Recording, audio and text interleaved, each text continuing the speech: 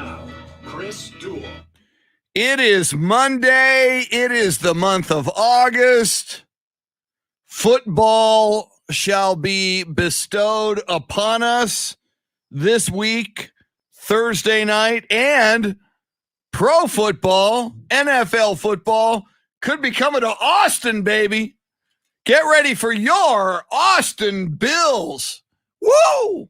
Chris Duel show with Shannon Salty Sweeney as in the Austin area and in the San Antonio area this morning. Shannon's driving in Austin. I'm driving in San Antonio. I'm sure Dave Ayler driving in this morning saw a light show, lots of lightning going on. Apparently we're in for some rain throughout much of the day. Shannon Salty Sweeney, how are you on this Monday? I'm doing all right. So far, so dry.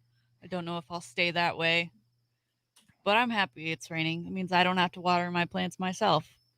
Are you running out today and grabbing some of your Austin Bills gear? Are you going to get an Austin Bills jersey? You know, I wouldn't be surprised around town if some people have already workshopped those things, but I'm gonna wait. I'm gonna wait till maybe we have some more concrete evidence and things that look official, because I just don't know. I don't know that I am. I would love eventually for us to get a professional football team because I love football, and football being in town just means more football for me to consume. Yes. But my belief in that it's going to happen is very, very low. Yeah.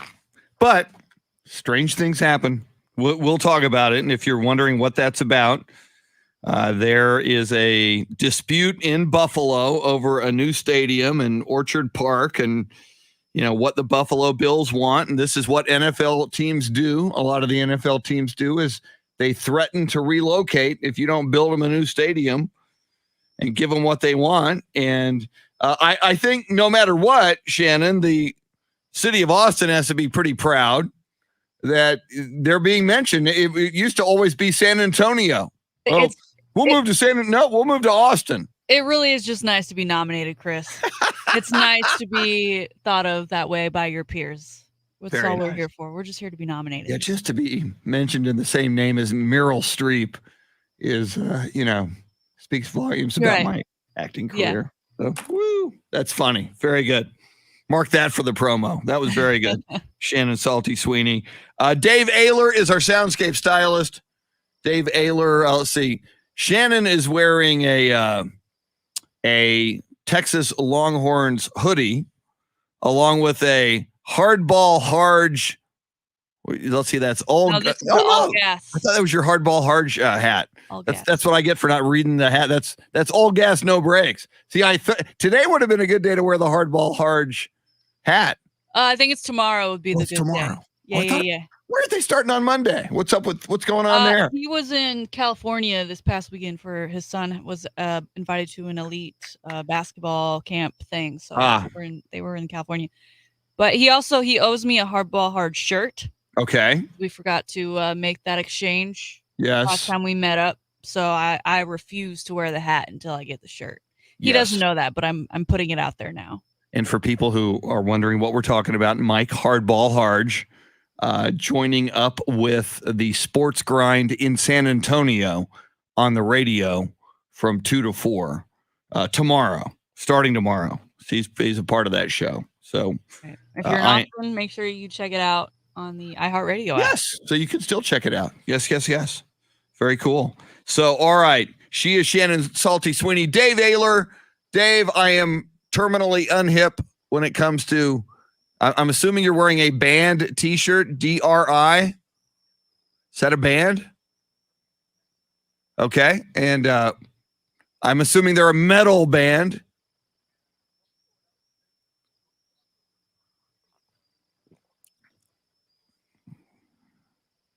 Wow, my goodness. That's good for them. So they're a big deal. So they're like a national, they're not just out of Houston and you go to Houston and you go see them.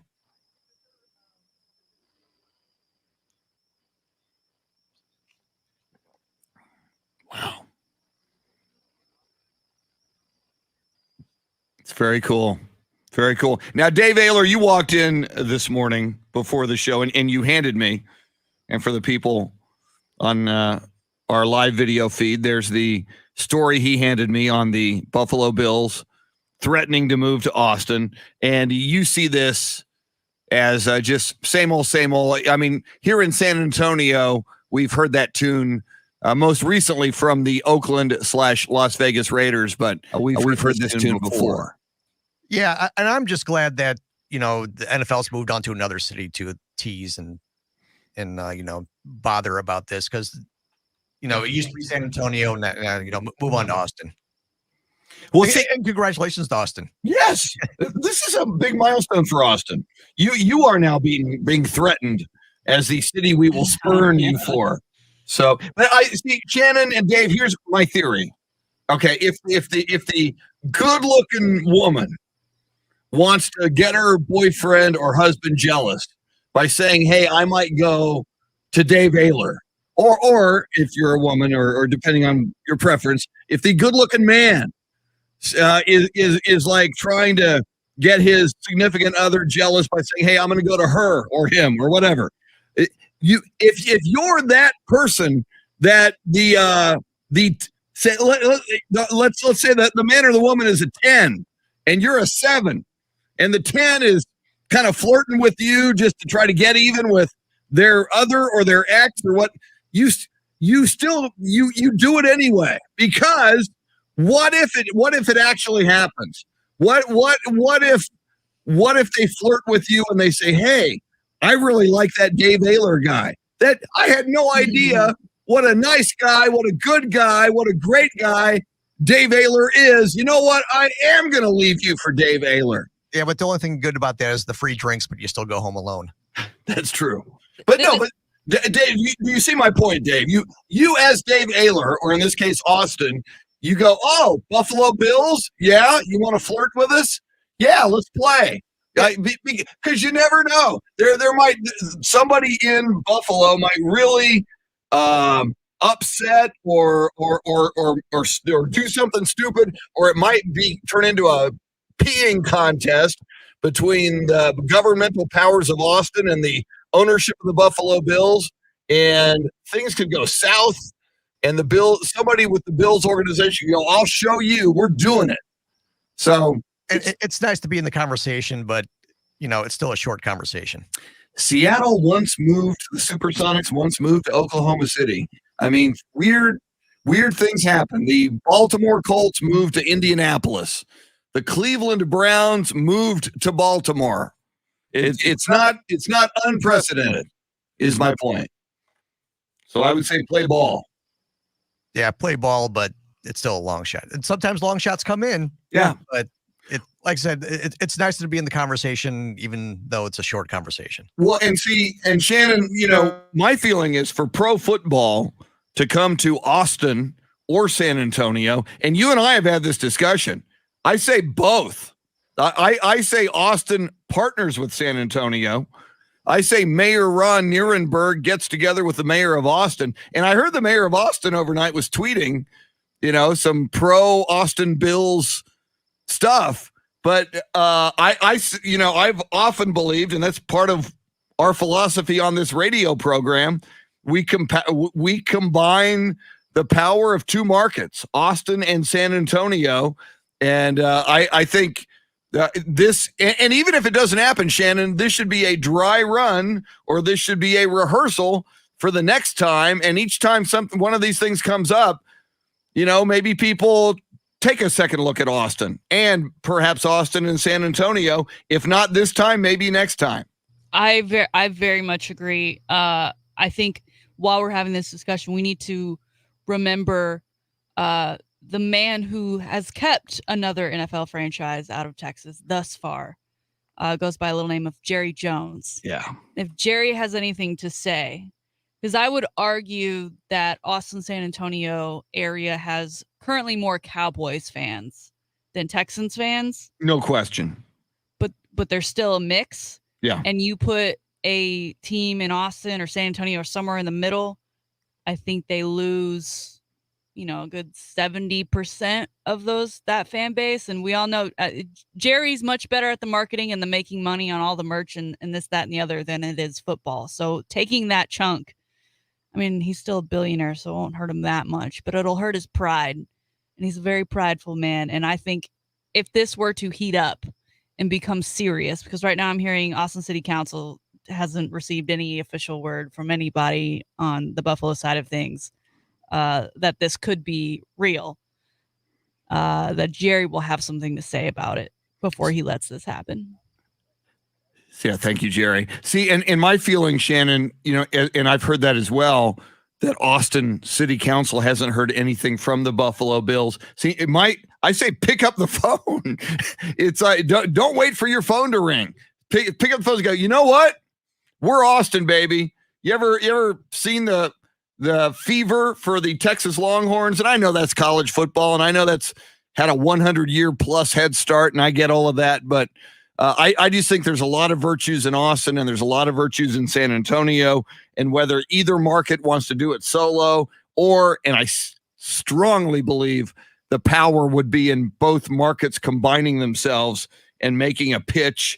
I just, that meme we've seen a million times of the guy walking with his girlfriend and the girlfriend's giving him that look. I'm literally about to tweet it out right now. I just made one. See?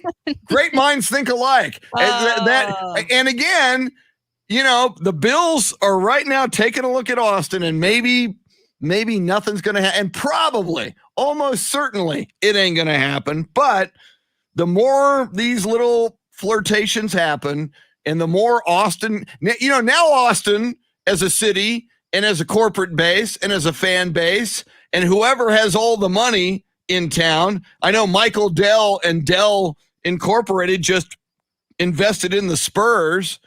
Maybe now some of the big money billionaires and corporations in Austin go, hey, maybe this could happen.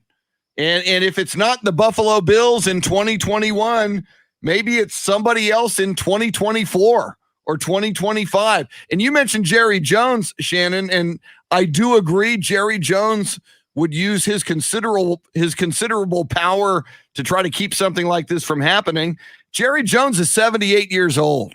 I mean, there will come a time when Jerry Jones is no longer with us. And I'm in no hurry for that.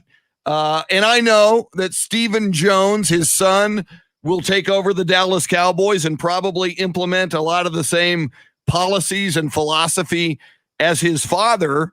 But things don't stay the same forever, and things change. And as I said, when the Seattle Supersonics won their NBA championship, if you would have whispered to their fans or to that city, hey, man, this franchise is going to leave this city someday, they would have said, no way.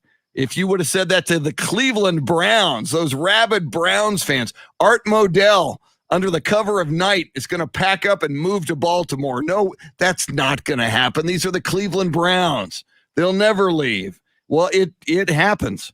The Baltimore Colts, and part of what opened up Baltimore for Art Modell to move the Browns there, and they became the Baltimore Ravens. It was the Baltimore Colts leaving in the middle of the night for Indianapolis. So stuff happens. And I mean, Buffalo Bills ownership, where would you rather live? Buffalo, New York, or Austin, Texas? I'm just saying. I also have to think about the fans in this, because we all know Bills Mafia goes hard. They go so hard.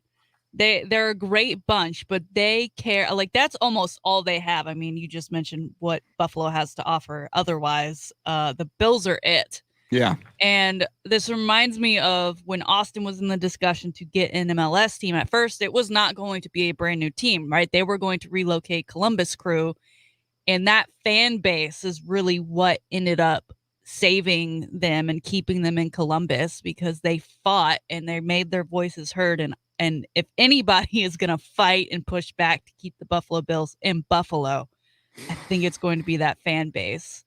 Not that they don't travel well. I think they'd still remain loyal, because that's just the kind of fan base they are if they did move to Austin. But I think they'll definitely be loud about it should things heat up even more.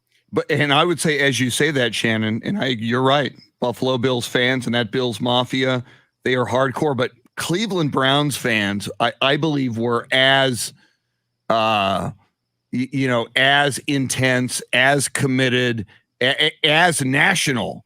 I remember I lived in Los Angeles before the Browns moved to Baltimore. I lived in Los Angeles and would go to sports bars on Sunday mornings because I'd want to watch the Cowboys.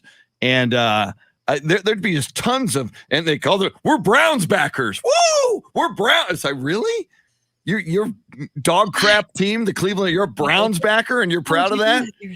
You're spending money in this sports bar to watch the Cleveland Browns? But yeah, so I, and most recently, the Oakland Raiders, True. That fan base and that town, the fans loved the Oakland Raiders, but it was the city and the government that would not give the Raiders what they wanted. And then plus Oakland came to their senses and said, do we want to live and do business in Oakland, California, which, let's admit it, is not the greatest city in the world these days. It's right across the bay. San Francisco's a better city. That's part of why the Golden State Warriors moved from Oakland to San Francisco. But or would we like to go to Las Vegas? And they, like most people, said we'd rather go to Las Vegas. Again, I just say, I know Frank. I guess Frank Wilson's son and family. I got to look at. I don't even know Bill's ownership. I know it was Frank Wilson all those years, but you want to stay in Buffalo or do you want to move to Austin, Texas? Come on. It is interesting all that Austin has done for Austin FC. The new stadium, which obviously is a huge contingent right now for that Bills ownership. I guess they see Q2 and they're like, that looks pretty nice. Yeah. That looks very nice. And again, it probably won't happen this time, but sometimes lightning. But my point is, go all in if you're Austin. If you're city council, if you're the corporate, but go all in. And if it doesn't happen in 2021, it might happen in 2023 or 2025 or the next time or 3 times from now when one of these possibilities comes up, which still would be absolutely amazing. She is Shannon Salty Sweeney. Your high 5 play of the day is coming at you. We will drop some bad news on you if you don't already know in the next segment. Has to do with a U.S. Olympic team that was expected to take gold. It ain't going to happen. Well, Shannon has been keeping an eye on that. She'll walk you through what that is. Hate to bring you bad news like that on a Monday morning, but we have to because it's a big sports story. Dave Ayler is your soundscape stylist. A little bit later, Shannon's Salty Shakedown, sports history, sports birthdays, 8 o'clock hour just after 8:30. Andy Everett, our golf guru and the voice of UTSA athletics. He's gearing up for college football season. Lots going on. We're all over it. We're with you till 9 o'clock this morning on the Chris Duel Show. Beth Settle. Beth Settle, I think this is the earliest I've seen you in here. Good morning. Steve Duraco, the original Rock, who is going with me to Canton, Ohio on Wednesday to hook up with our good buddy James Allen in the Pro Football Hall of Fame and the Hall of Fame game Thursday night. David Valles. Texas Toros. I love the name Toros. Hector Gomez, Wes Perkins, John Williams, Ralph Balderas, Anthony Del Toro, who, if there is a Texas Toros team, he will have his name legally changed to Anthony Del Toros. Sam Tobias, Robert Almarez,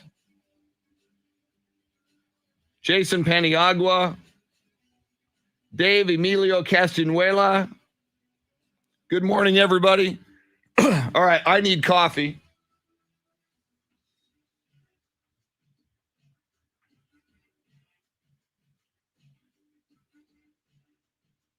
Brought in my own coffee, as I always do, in my coffee Strato tanker.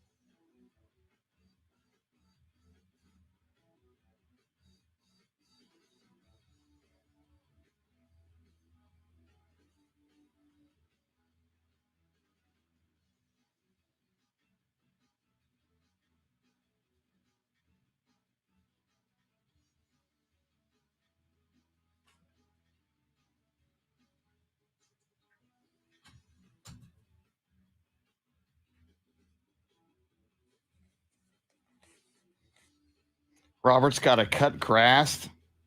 Robert, it's going to rain out there. You know that.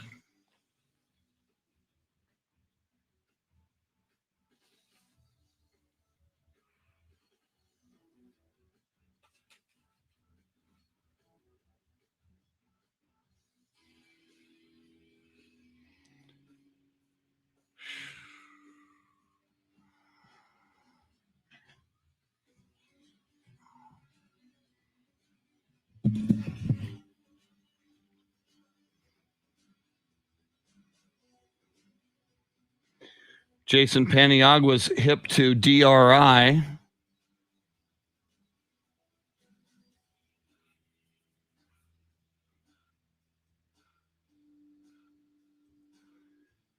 So I'm hearing that you guys could not hear Dave Ayler when he spoke. We'll try to work on that if it wasn't fixed already.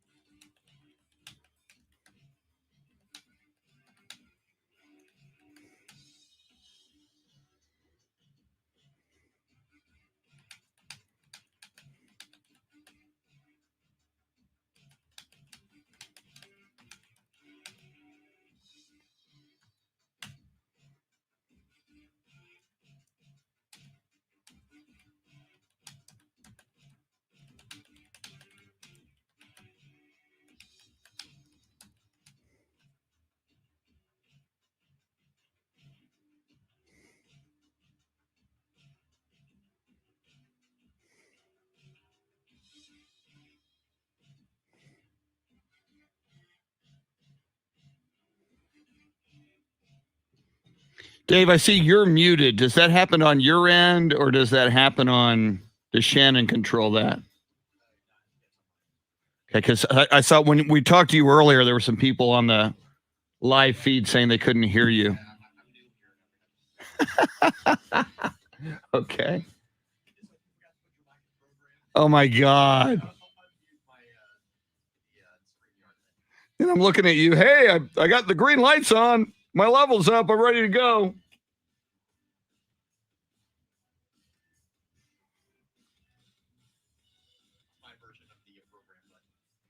Yes.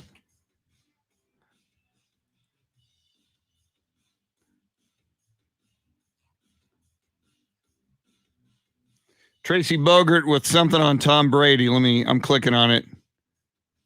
Furious at the Bucks on practice Sunday. That's great, man. Thanks for sending that, Tracy. We'll take a look at that.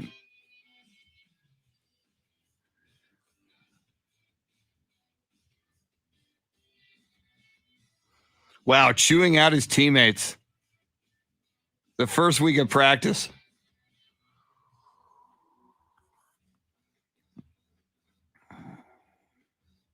See, and I so often heard, especially during the Tony Romo era, Tracy, that Cowboys training camp and Cowboys practices were kind of run like a country club. So, we're Cowboys. It's great to be here. And, there you have Tom Brady just laser focused and angry when it doesn't happen. Yeah, Simone Biles, you're right. And we need to talk about that, Tracy. She is going to compete in an event.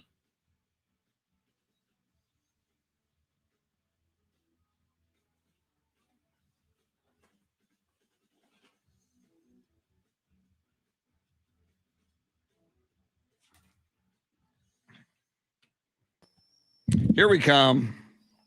Woo! Woo!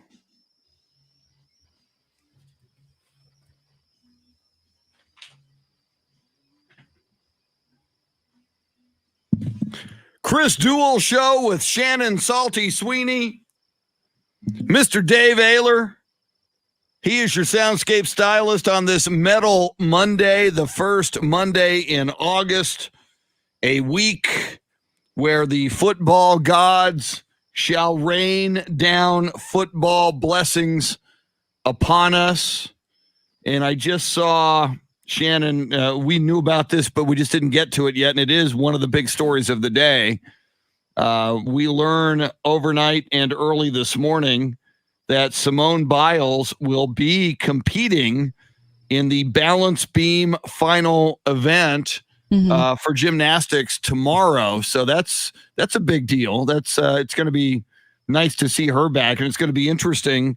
You know, no matter what she does, if she takes the gold in that event, people, you know, the haters are going to go, see, nothing wrong with her.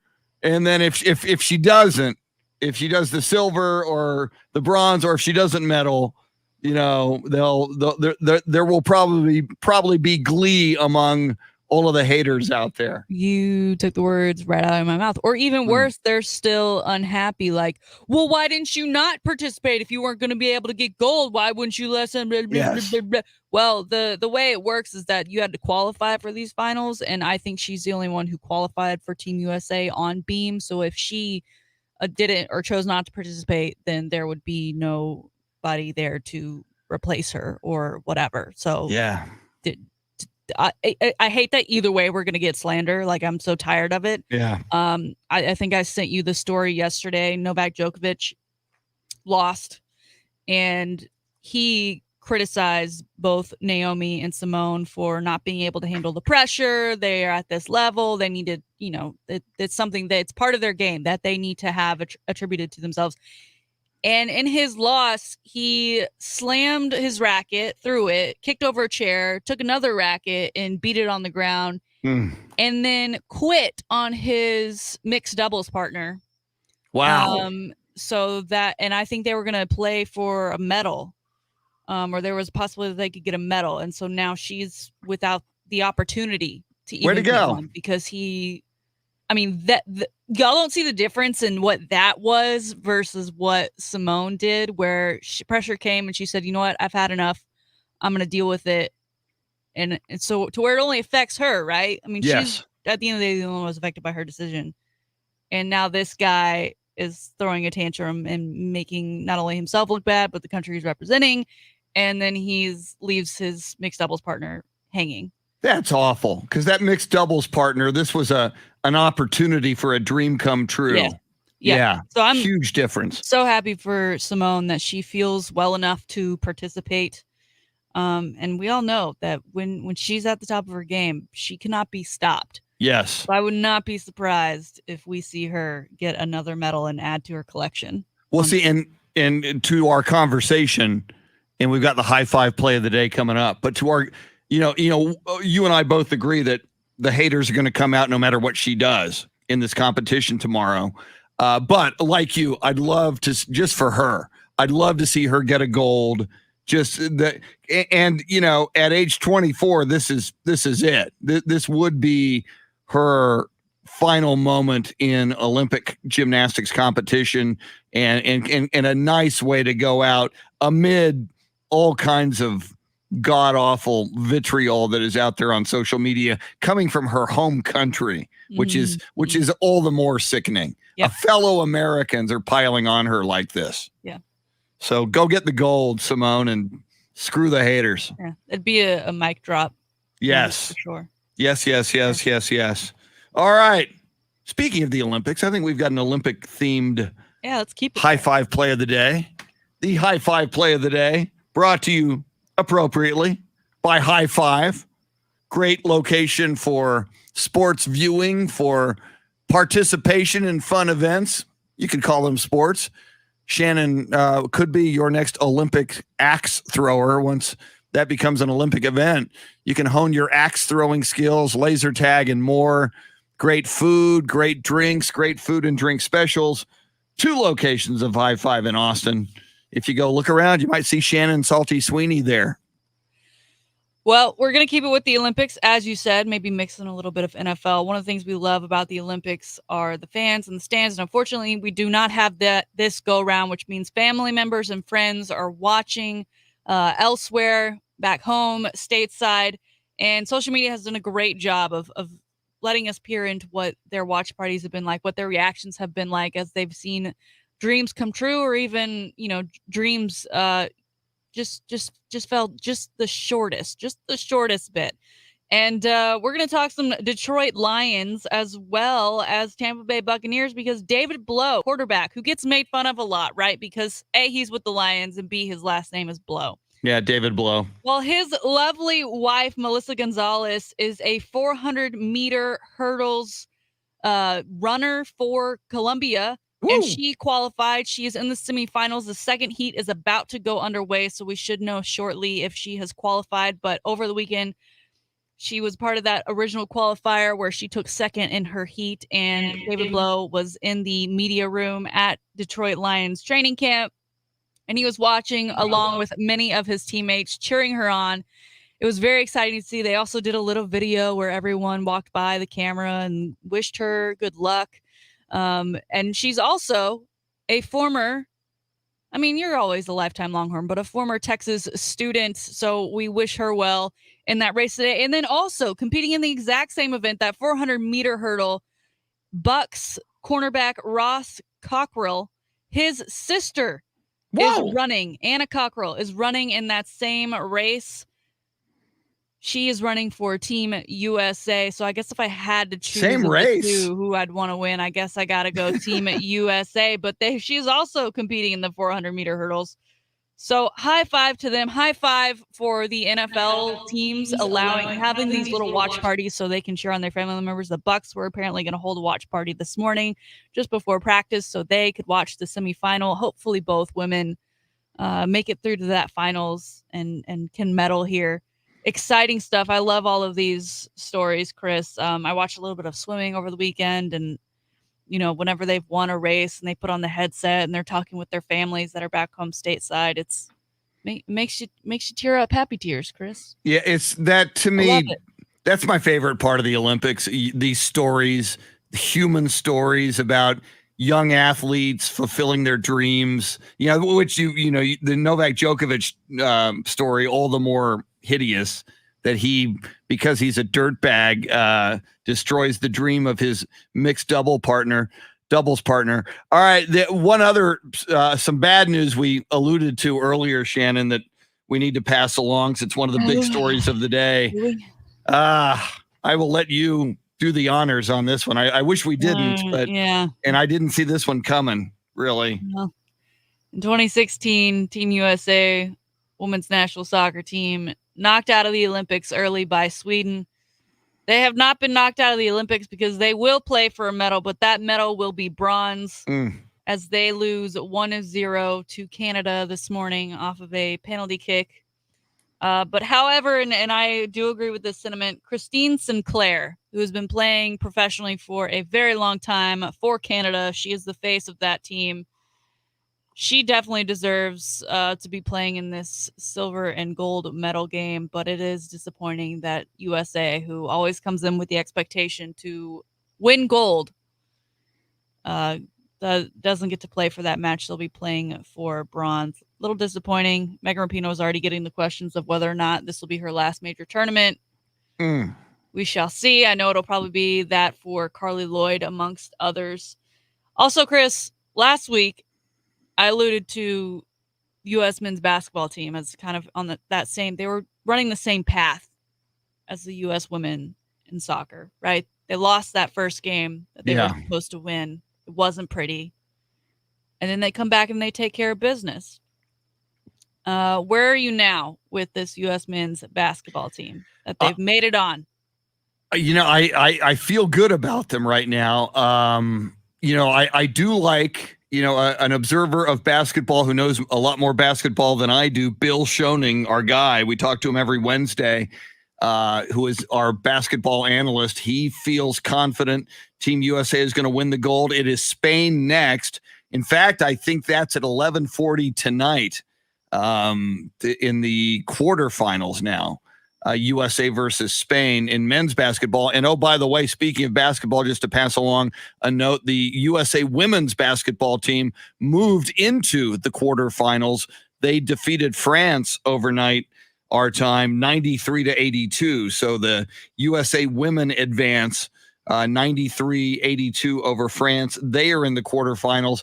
Yeah, and again, it was just exhibition, and I know it's not anywhere near what the competition's going to be tonight at 11:40 p.m. our time, Shannon, but they did beat Spain in Las Vegas in an exhibition game. So there's that. They're a little familiar with Spain. And as Pau Gasol is playing for Spain. And granted, you say that and you go, all right, just talent-wise, Team USA should beat Spain.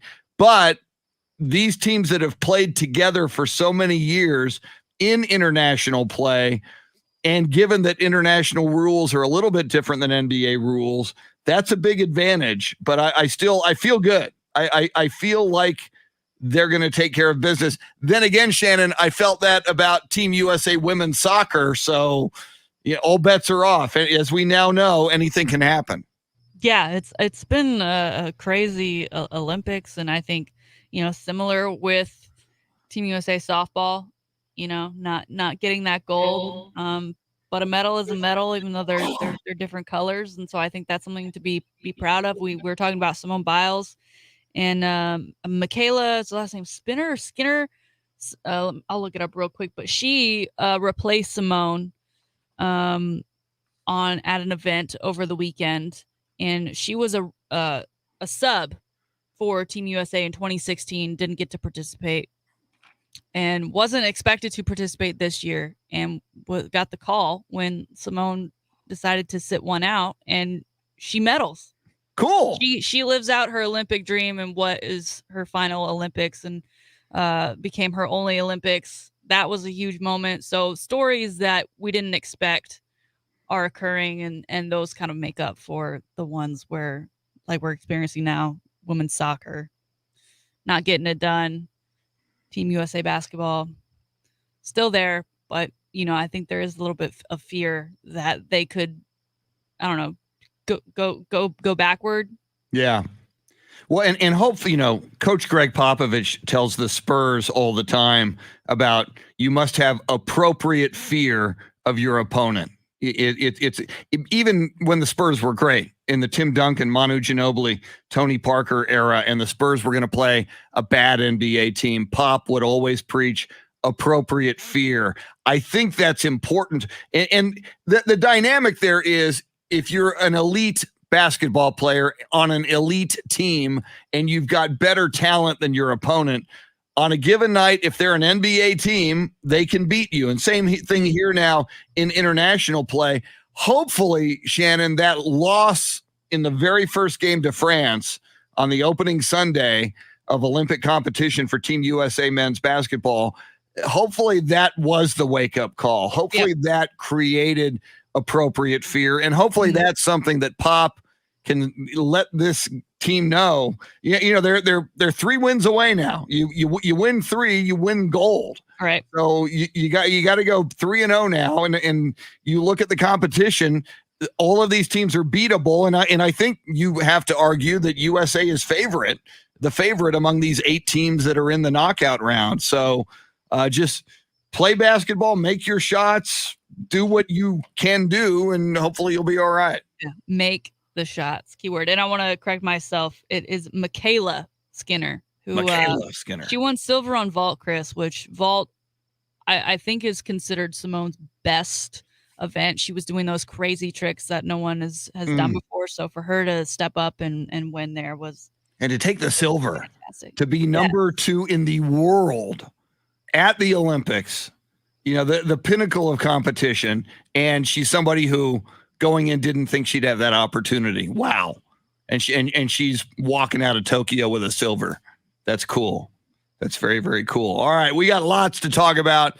NFL football. Tom Brady gets a little intense at Tampa Bay Buccaneers training camp. We will get into that. Kawhi Leonard, our good buddy Kawhi Leonard, he's back in the news. He says, hey, Clippers, I think I'll opt out of this contract. Kawhi, could he be re-signing with San Antonio? About the same chance as the Bills coming to Austin. We will talk about all of that. Dave Ayler is your soundscape stylist. We're keeping an eye on the Olympics throughout the morning as well. And some crazy thunderstorms in Austin and San Antonio all around our listening area. If you're out in your vehicle, extra careful driving in the vehicles this morning.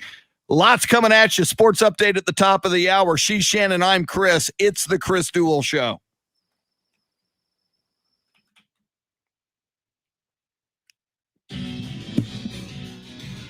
Let's see. Tracy Bogert. I've been listening to a ton of sports guys saying that she is not the greatest of all time because she quit. Talking about Simone Biles. I wanted to make a point. If Michael Jordan had 6 rings and then into his 7th try just quit, would he not be the greatest of all time? Oh, by the way, Tracy, Michael Jordan left basketball, as we know, for a year to grieve over his father and to go play baseball because his father liked baseball. So there's that. If Tom Brady plays in another Super Bowl this year and came out at halftime and said, look, boys, I'm mentally done, I can't do it, would he still not be the greatest of all time? Great point, Tracy Bogert. Excellent. Yes. Simone Biles is still the greatest gymnast of all time. Bada bang, bada boom. You are correct, sir. I totally agree with you.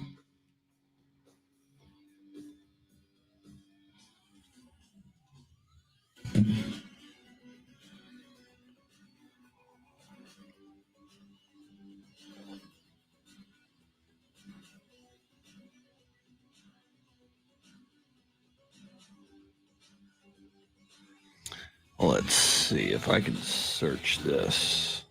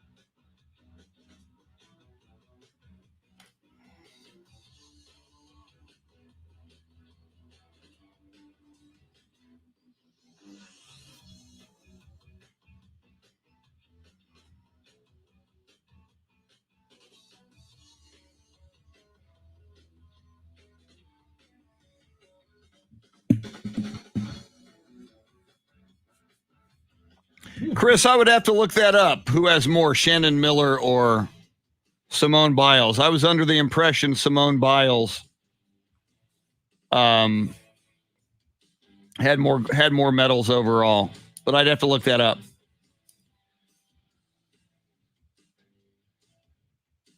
Sam Tobias said, I know Mike Taylor said not to call Doug Gottlieb a sports journalist, so I call him what he really is, a poor excuse for sports media. What did Doug Gottlieb do, Sam, to raise your ire? Speaking of sports journalism, I watched the first major segment. What's it called? There's a new Bob Costas on HBO Max and HBO. Anyway, he interviewed Charles Barkley. It was a great interview. Bob Costas.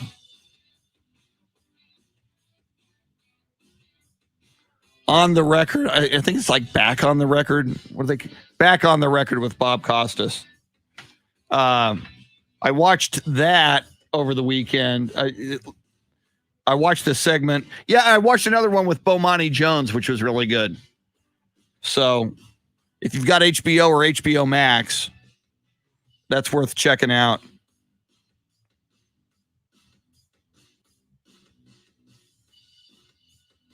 Now, the reason I brought up Bob Costas, Sam, you brought up Doug Gottlieb said he is not a sports journalist.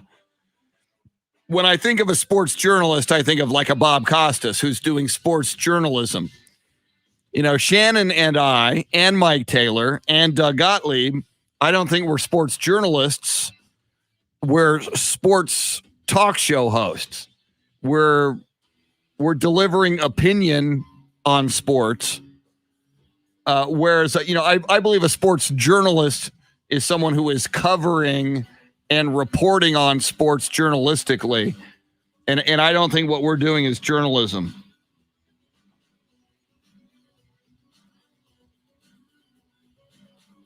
Well, that's just me.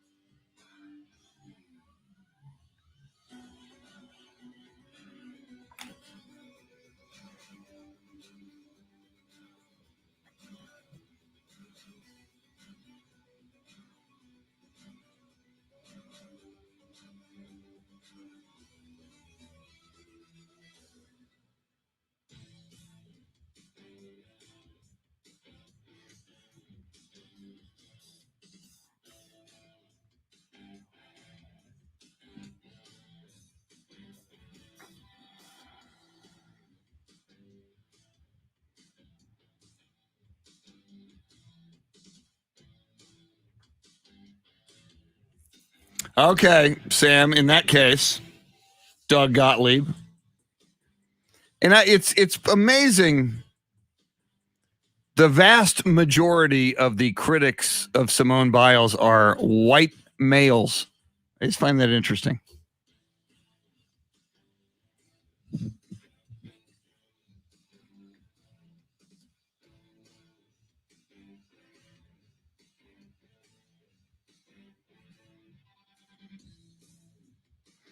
And I brought this up with Shannon, and she's seen it. If you get a chance, I think Michael Rappaport is very funny. He's on TikTok and elsewhere. A lot of F-bombs. It's part of his vernacular.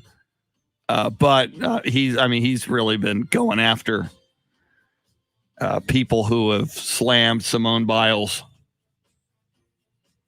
Whoa, Jason, I've seen that. I might have to go take a look. The Woodstock 99 documentary on HBO Max.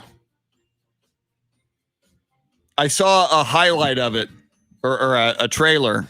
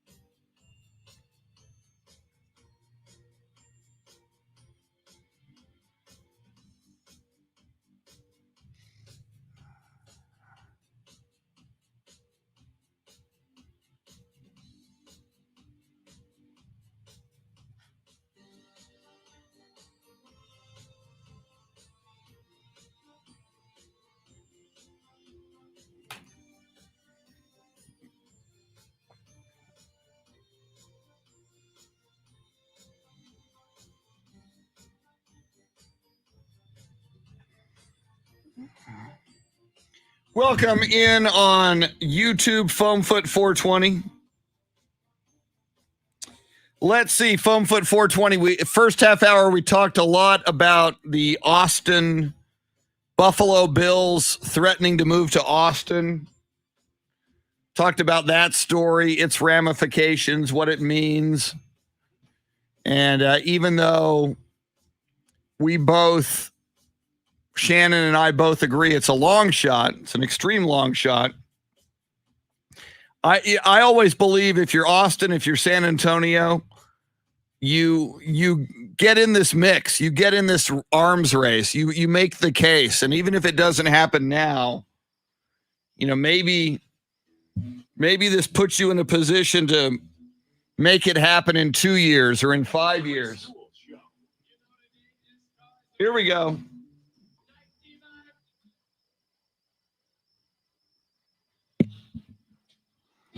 I wouldn't say zero, Foamfoot 420. Maybe 1%. Never say if it's being talked about. I don't think it's zero. Now, Chris Duel. It is Monday, August 2nd.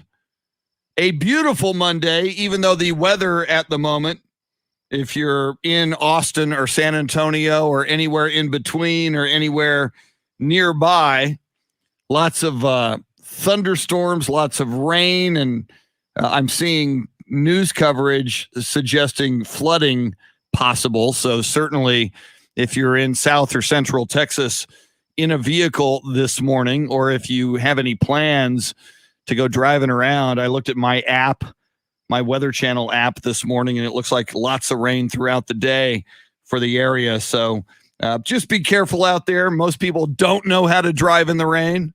So you've got to not only look out for yourself, but look out for the other yahoos who don't know how to drive in the rain. So be very, very careful out there. It is the Chris Duel Show with Shannon Salty Sweeney. Dave Ayler is your soundscape stylist.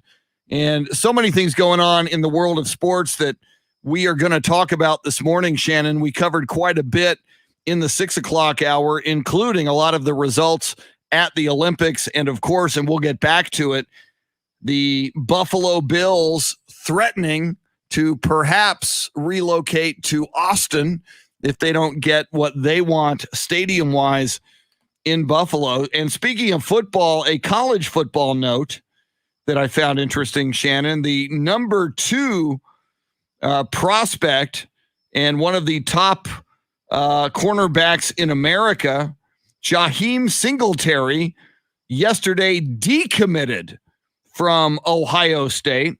He is a cornerback, goes to Riverside High School in Jacksonville, Florida. And the reason it just kind of piqued my interest, Shannon, because Jaheem Singletary is such a highly rated recruit who had committed to Ohio State. You and I have talked about Texan Quinn Ewers, the quarterback who was in the news last week because he's deciding, should I play my senior year of high school football in the great state of Texas or with name, image, and likeness? Some people are saying I could make $1 million in the next calendar year and just go to Ohio State. You wonder if there's something going on at Ohio State that made Jaheem Singletary decommit. Might Quinn Ewers reconsider Ohio State? And again, we have wondered now that Steve Sarkisian is in place as head coach at Texas. Does it make it more attractive to a guy like Quinn Ewers, or does he know that someday soon Arch Manning will be the quarterback for the Texas Longhorns? So why go compete with Arch Manning at Texas in 2024 when you can be the man at Ohio State? That's true. Just thinking. This is why I don't get into recruits all too often, because especially when they're this young, because they haven't signed anything. To me, they seem like they commit way too early anyway, especially given the last year where so many guys didn't even get to go to campuses, right? They got what they got on a Zoom call, and maybe they got a video of a tour, but they didn't get to experience it the way you normally would in going to these campuses. And you say something going on in Ohio State, I think it'd be wrong of us not to think that there's always something going on at Ohio State, just given their history. But it is really interesting. I don't know that it would open up Quinn Ewers, especially. We should be hearing at some point this week whether or not he has decided to enroll or stay at high school for that final senior year. And it seems to me like he's all in on Ohio State, even if he does end up staying at home. But you're right. If I'm Quinn, if I have Arch Manning that I might have to compete against, I don't want to do that, especially brand wise, right? And then just for Singletary, you mentioned him leaving Ohio State. Some of the schools that are also interested in him, Miami, Georgia, Florida, as well as others. And you think of what just happened with the SEC shakeup and what that does for branding alone compared to the Big Ten that aren't going to look so big amongst this giant, massive conference. I can't say that I blame him. # respect his decision. You bring up a great point, though, about Arch Manning, who, as we know and we discussed, visited the Longhorns a couple of months ago. And, he's still got 2 more years of high school football, but is going to go somewhere and is going to be a huge brand and is expected to be the next big thing. Can he live up to all of the hype? I mean, there are people who have seen him play who are in the know who say he may be the greatest. I mean, and like you say, it's ridiculous to say this about a high school football player, but there are people saying with credentials, there are people saying that his skill set suggests he could be better than Peyton, Eli, or Archie Manning, of who was his namesake, his grandfather. But you mentioned from a brand standpoint and just from a buzz and an expectation standpoint, can you imagine if you are one of the hottest quarterbacks in America in the next couple of years coming out of high school football? How much do you base your decision on where you think Arch Manning is going to go? Now, I realize now, with the transfer portal now, you can go anywhere, and after a season, you can say, this ain't working for me, I'm going to transfer. But it is going to be interesting to see where Arch Manning goes, because I think he is going to command a lot of dominoes that are going to fall after he chooses. Because I would imagine, if he does choose the Texas Longhorns, obviously a top flight, blue chip, seemingly surefire quarterback is going to say, I'm staying away from there. I don't want to compete against Arch Manning unless the guy is just totally off the hook, convinced of his skills. Yeah, and if I'm Arch, I probably, and given the amount of money that I stand to make, I don't think he goes somewhere where they're like, you need to sit a year. I think he wants to play as much as possible, as quickly as possible, make all that money he can while he's in school, and so I would think that would need to be the pitch to win him over. And as far as the Texas situation, I think it's pretty likely that they could offer that to him. Given right now we don't have a guy, we hope we have a guy and don't get to play pull this guy, he's not doing well, throw in the other one and see what happens there. And then you mentioned the domino effect. It'll be interesting to see how early he commits. He just took his final visit of the summer to Ole Miss, and given he's a rising junior, whether or not he plays the verbal commitment game, whether or not he keeps that verbal commitment, whether or not he just does nothing and waits till, because maybe, I don't know, if I'm that highly touted, I don't want to be how do I say this? I don't want to bank on someone following me, right? Like, cause you don't get to make that decision. They can say all they want. Oh, if you sign here, then I'll go there too. I want to see where they go on their own, and then make that decision based off that, and not sign somewhere with the hopes that, now I get the domino effect. Okay, he's going to come. Okay, he's going to come. Now, if you're a school, you really hope that he signs early, because that is a great recruiting tool for all your next round of guys. Look who can throw you the ball. Look who you'll be playing with. Look who'll be coming and watching your games. That alone, I think, for a kid would be a lot. Yeah, and it's interesting. You mentioned Ole Miss, which is where Eli Manning went and Archie Manning went, and you had Peyton Manning in the SEC at Tennessee. Once kind of another byproduct of Texas going to the SEC now as they make their pitch to Arch Manning. One of the things maybe that Arch Manning might have been, Arch Manning maybe wanted to play SEC football. I mean, obviously he probably grew up, looking at what Peyton did and what Eli did and what Archie did. And so that's just one more thing that Texas can now say, we're going to be in the SEC. So that's just another thing to do. And I think there is something to be said for creating your own legacy. Yes, I was going to not going to the same university that Eli did.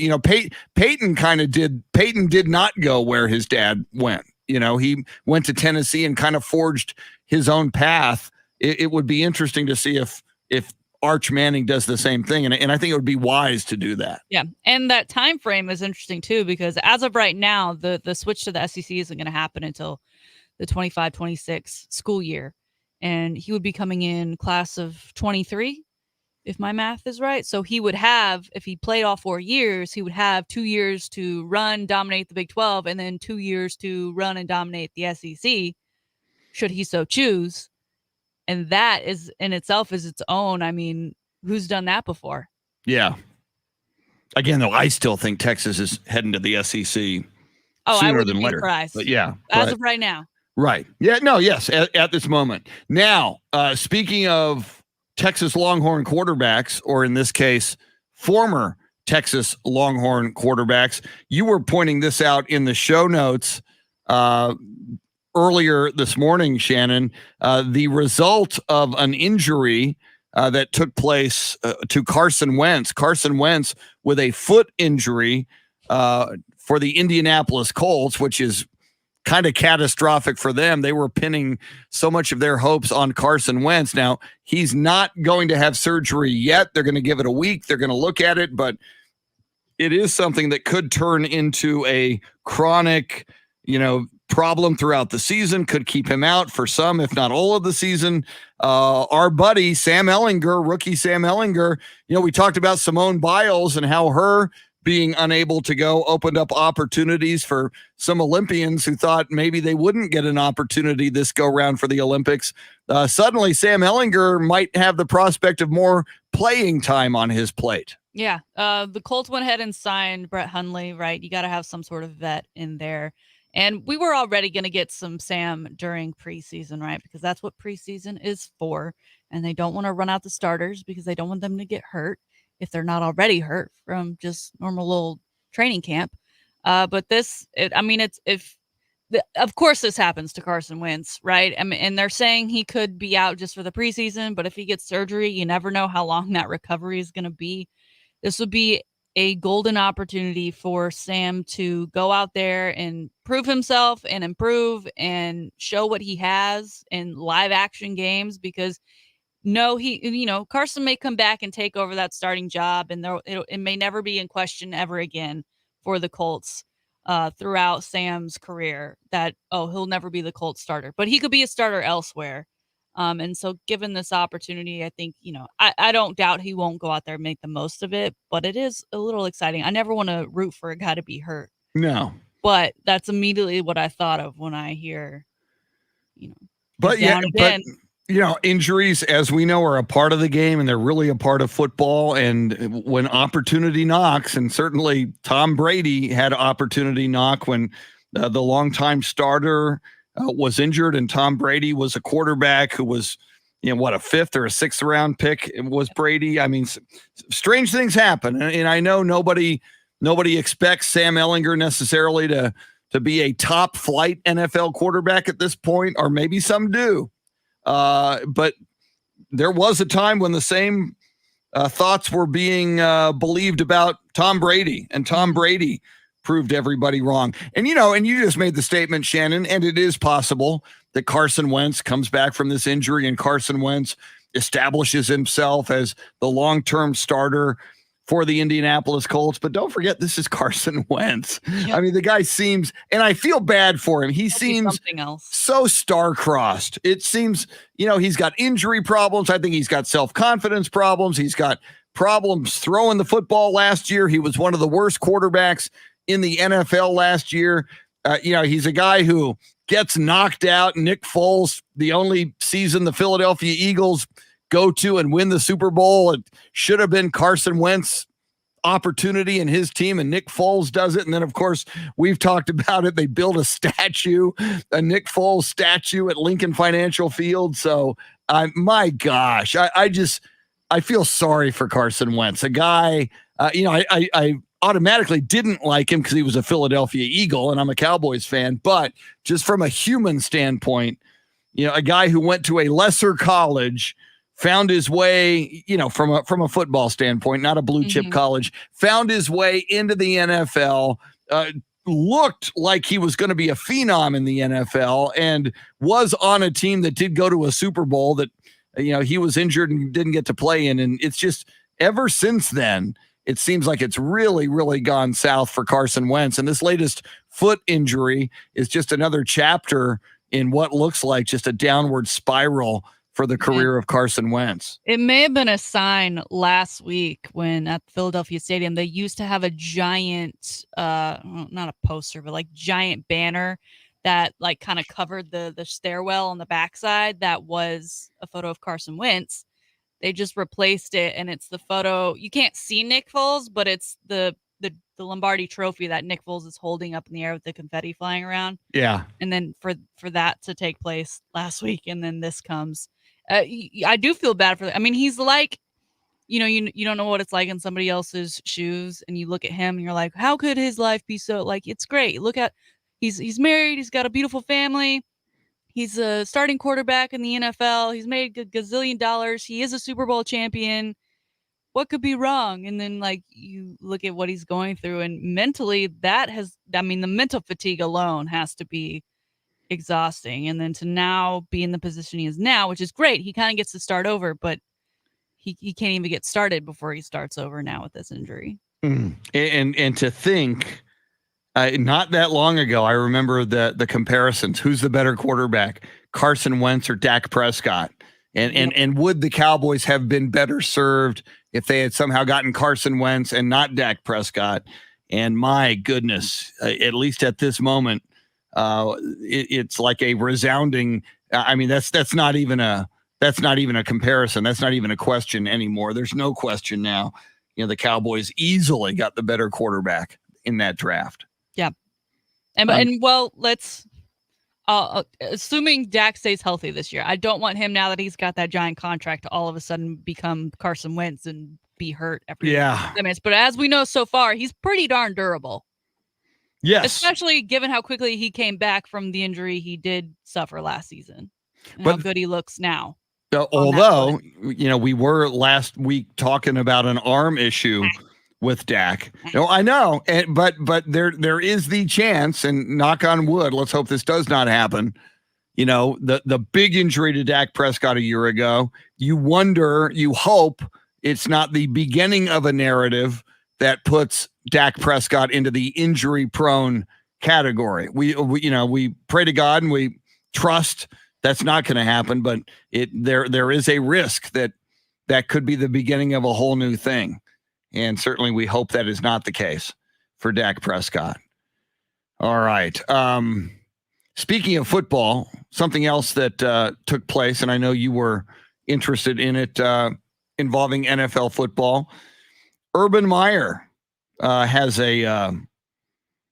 got a little vocal, and language got a little bit colorful, talking about other teams' supporters showing up in the stadium when the Jaguars play their home games. Yes, similar to what we saw with the Chargers when they first moved to LA, right? The overwhelmingly, you could tell that they were lacking home crowd as waves of fans from opposing teams took over, which is always kind of, it's fun when you're around another section of other opponents, because there's that banter. But when there's a giant majority of them there and it's your home field, home field advantage should never be in question when you are playing at home.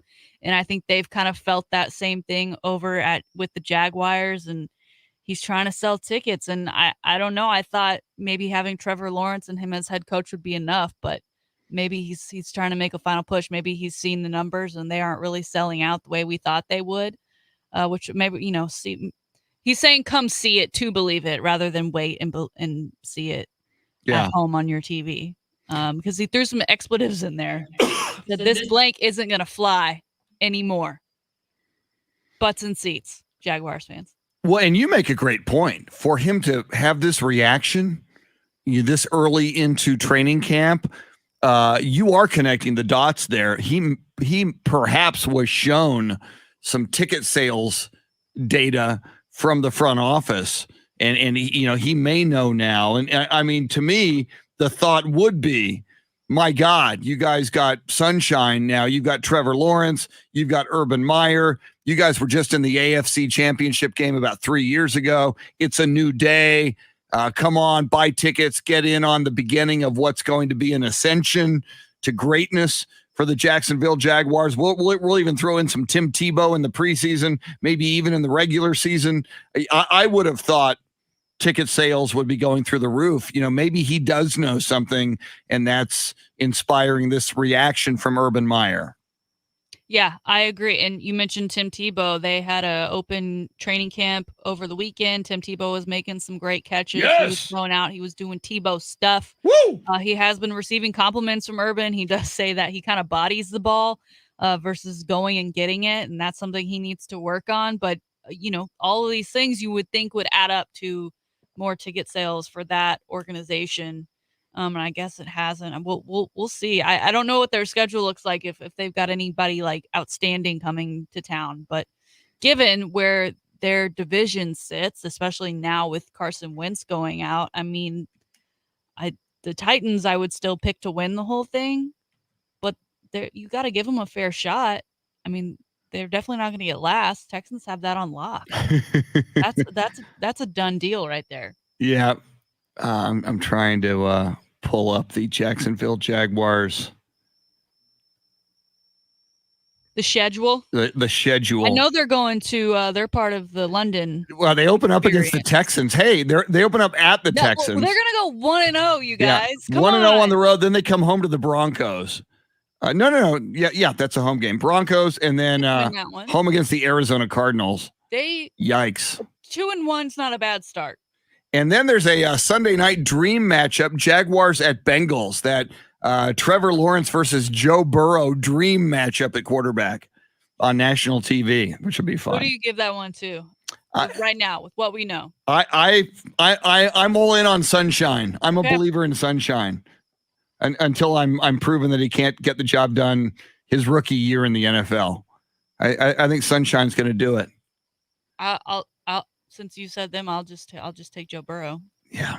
Well, yeah. I mean, now, if I was smart, and I'm not, and you are in this case, Joe Burrow has already demonstrated he can perform at a high level in the NFL when he's not getting killed by a crappy offensive line, allowing defenders to brutalize him. So, we have yet to see Trevor Lawrence prove it in the NFL, but I still think he'll have that possibility. A couple of things on the topic, and I know we're up against it. Maybe we'll defer this a little bit.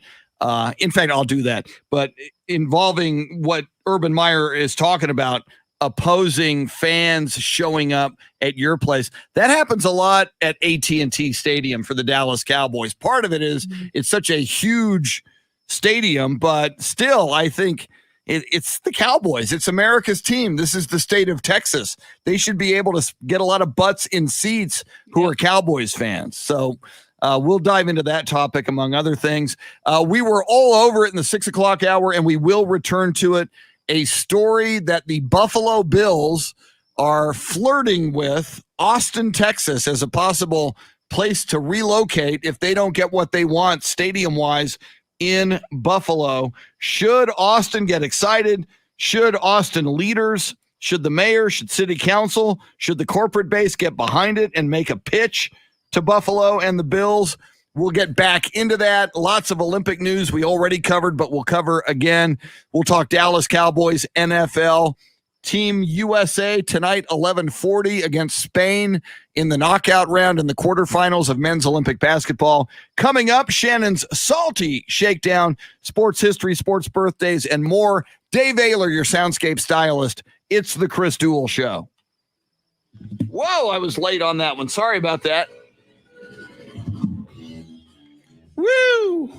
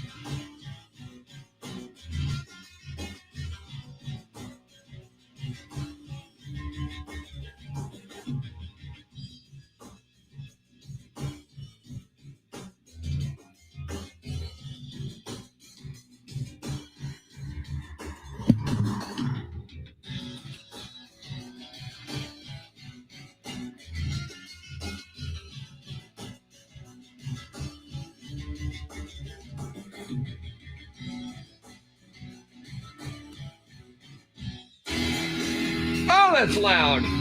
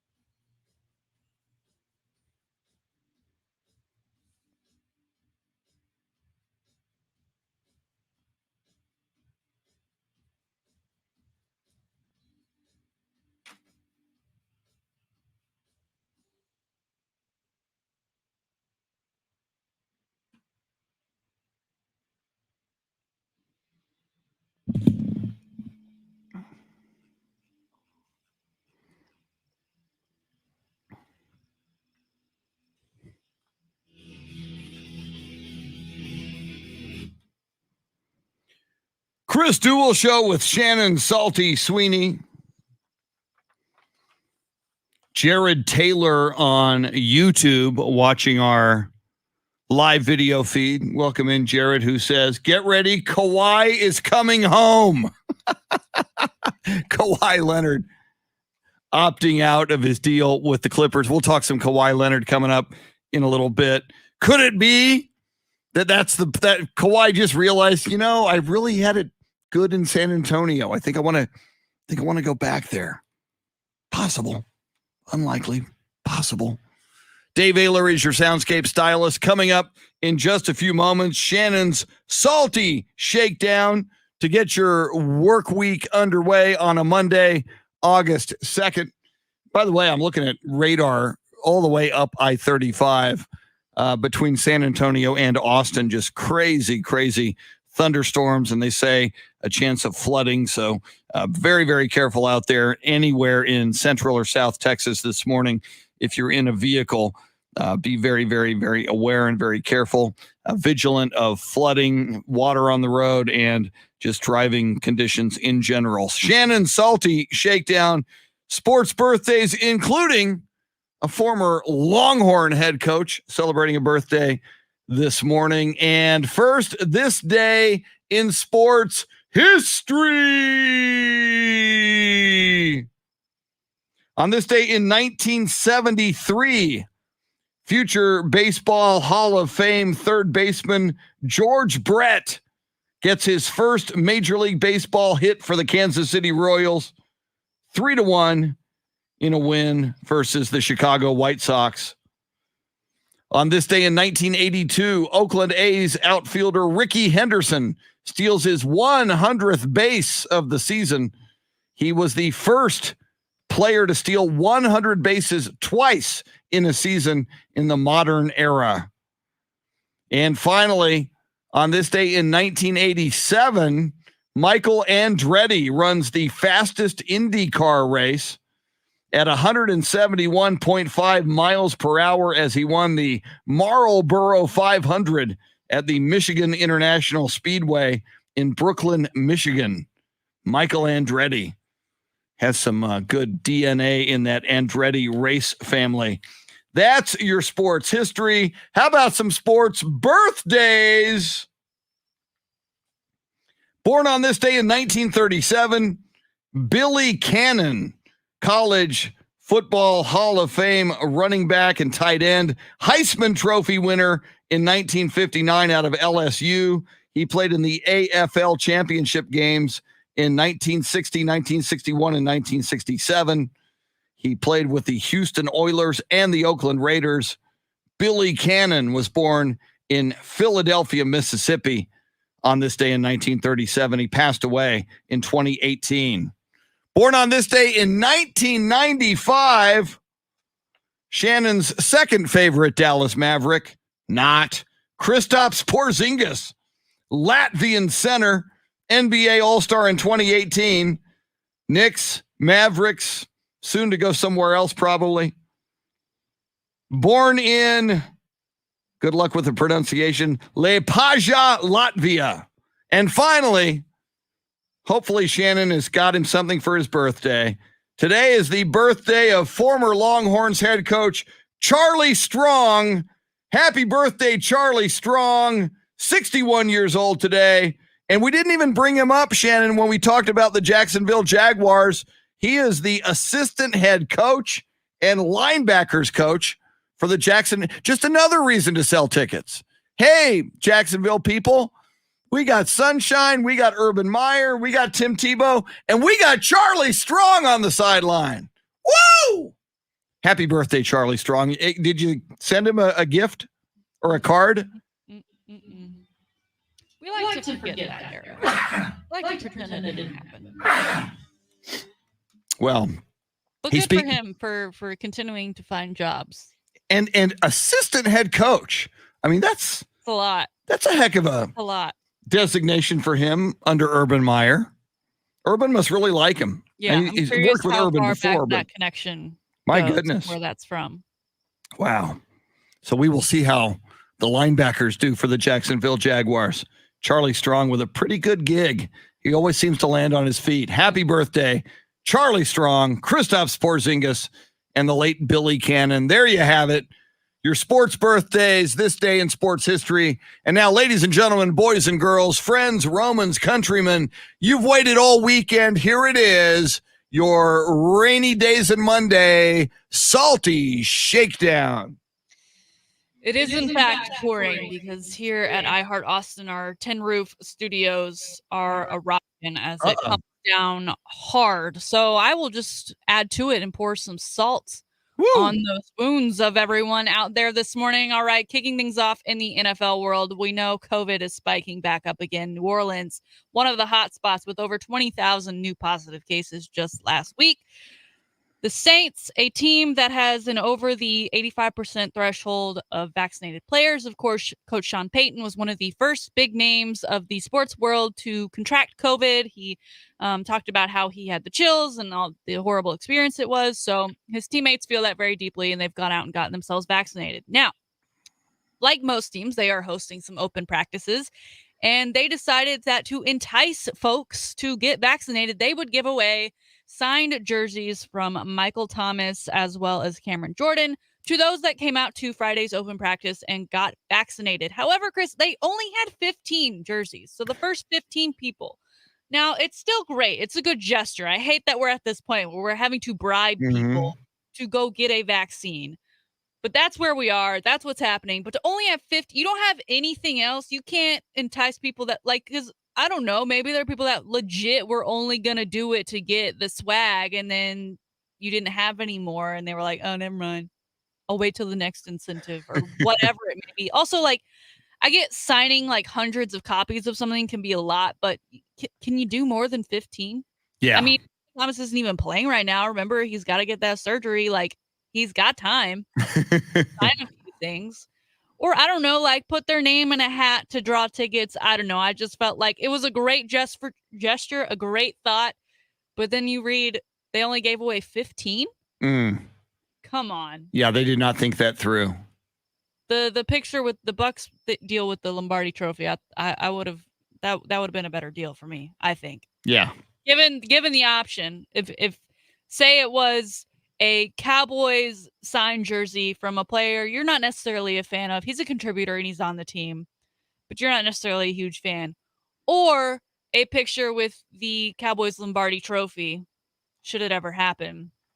And those were the incentives placed in front of you. You got to choose. Both of them were the same vaccine, whatever. I'm not going to play Moderna, Pfizer.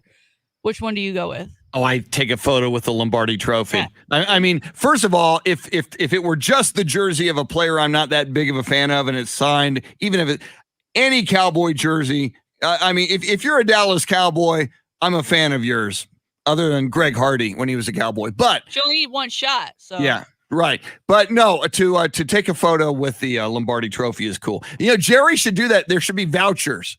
You get a vaccine. Here's a voucher. When we win the next one, you bring in the voucher. You get a photo with it. Yeah, you may die before you can redeem that voucher. The Cowboys need to be like Mattress Mac and bet on themselves. Yes, way ahead of time before anyone else, so people can talk about how crazy you are. And then when you win it all, line up, people. You look like a genius. All right, moving on, keeping it within the NFL. We haven't heard a lot from Odell Beckham Jr. He obviously suffered that ACL tear last year. He says he's in full health and he's ready to go this season with the Browns. Not only that, he's ready to go with a new set of teeth, sir. He visited Dr. Thomas Conley, the celeb dentist. He got a full reconfiguration, 28 set of veneers. But to go with those veneers, Chris, he also has diamonds in there. 13 carats worth of diamonds. One is in a little shape of a cross. He's got a little fang. He's got some other little things going on in there. They're in the back of his teeth, right? So he has to smile real big so you can see those back teeth with those diamonds on. But in all, it cost him $1.8 million. Chris, he has multiple houses inside of his mouth. You are asking, Odell Beckham Jr., you are asking someone someday to pull over your vehicle in the middle of the night, pull you out, 3-5 guys, hold you down, get some pliers, and start pulling you're asking for it, Odell Beckham Jr. I know you don't think it's ever going to happen. You've got $1.8 million in your mouth. You're asking for it. Listen, I know targeting is not great. You get fined, you get thrown out of a game, you could miss a half of another game. But, like, if you're on Odell and you get him right under the chin, right in that sweet spot, you could walk away with, a good chunk of change if you were to find something that maybe fell onto the field. So just something to think about when we go into this next season. Good for you, Odell, I guess, that you can afford it. We know you've made like $1 gajillion, but oh my goodness, some things I just can't get on board with. No. All right, finally, we're going to go to the NHL, Chris. We don't talk a lot of NHL because we are from Texas, and it's just not something we're that used to. But we don't care. When it's a crazy story like this, we have to bring it up because San Jose Sharks player is currently is under investigation by the NFL. Evander Kane, or NHL, by Evander Kane, his soon-to-be ex-wife, has accused him of gambling on NHL games and his games. Chris, I don't know. He's come out and said these aren't true, but yes, he does have a history of gambling. Casino came after him once for $500,000 for unpaid debts. That was apparently dropped, but apparently he's a good gambler. He likes to go to the casinos, Golden Knights, so he's made some trips to Vegas. He does play professionally. Now, he is a good player. He's on his third team, though, and he's got like 22 goals and so many appearances. He's not that bad, but they're investigating him now. I don't know. Some of the evidence looks damning. His ex-wife, look, it's not pretty, right? This is not usually when you hear cheating rumors and divorces, it's like because they're sleeping around with other people, not that they're cheating in their career. This could be bad, Chris. This could be bad. Yeah, and he emphatically overnight he tweeted like in all caps, "I never threw any games. I never bet on my team. I never bet on." So I mean, he is emphatically denying it. But I find it interesting. The divorce proceeding isn't over yet, and because one of the things the NHL can do is void his contract if he's found guilty of betting on. And then there goes her money. So you would think threaten him with this over the phone, but you would think she would try to collect her money before she goes public with this. Well, and not only did he deny any sort of gambling, cheating, throwing games, but he said that she is, quote, mentally unstable.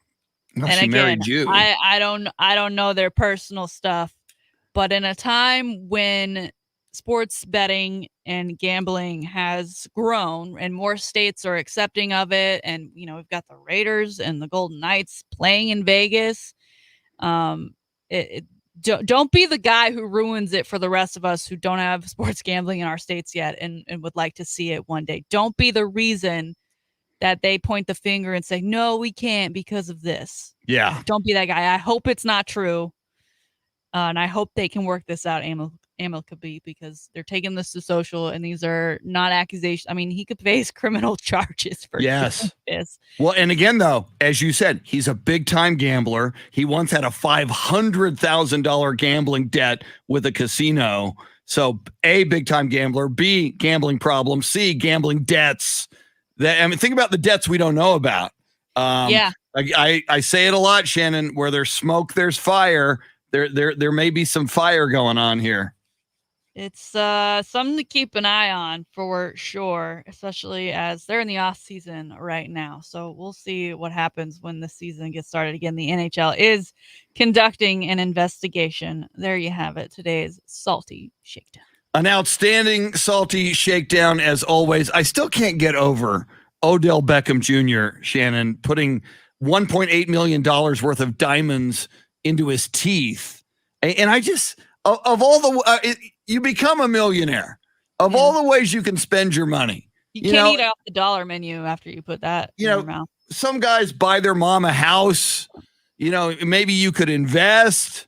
Maybe you could, LeBron, I know a lot of you hate him, but LeBron creates endowments, among other things, for underprivileged kids to go to college.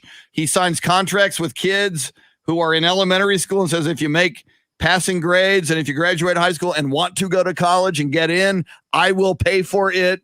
Odell Beckham Jr. puts diamonds in his teeth. I I know he's a celeb doctor, and I know I saw he's made some stuff for like Post Malone, rappers, things like that. But you gotta think at one point, where are your morals? Where's your line? Where is that person that comes in and they ask for something? You say, you know what, I just can't. Like I can't be the one to do that to you, because I promise you, you're not gonna want that in a few years. You're gonna regret it. Yeah. I'm gonna regret doing it to you. Just know. So I don't know, $1.8 million in your mouth. I mean, his teeth might get ripped out in the middle of his I'm sleep. telling you, that kind of thing, the wrong dudes, like mafioso types, not even mafia, like gangsters who just, if they had an opportunity to pull him over in the middle of the night on a dark road, nobody around, 5 guys holding him down with some pliers, I'm telling you, man, he's asking for that. And you mentioned like most athletes like buy a house or they invest in something. I don't think that's going to go up in price. I think the second you put a Big Mac cheeseburger in that mouth, that 1.8 gets knocked down just a little bit. Yeah. Yeah.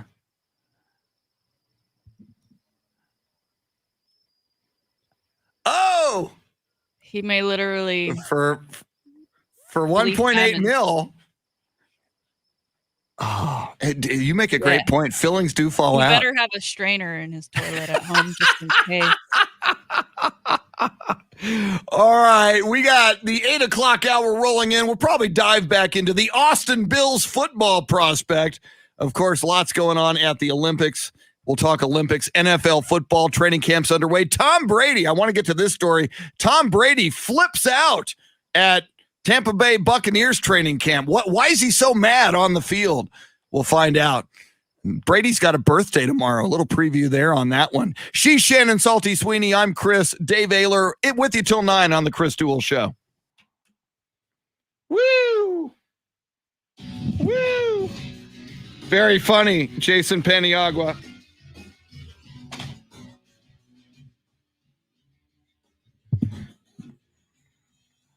Paul Lamb, yep, that's true. Charlie Strong does have that history with Urban Meyer. It'd be interesting if, all these guys, or at least 2 notable guys he had a big history with, Charlie Strong and Tim Tebow, it'd be kind of cool for him if that works out. All right, I need some ice. I need to record some spots.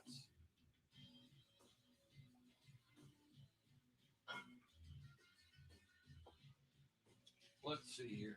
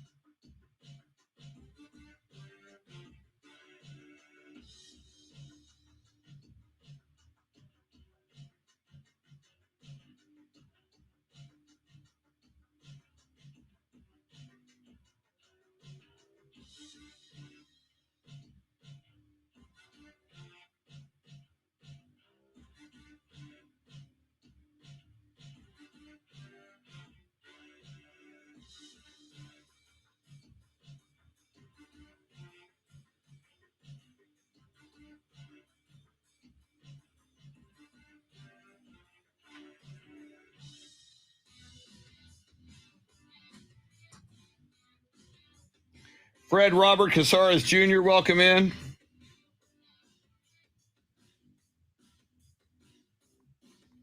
XX Gold Glover 1XX.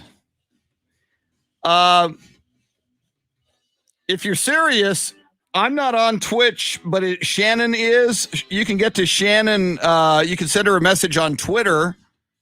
She's on Twitter at Shannon B. Sweeney.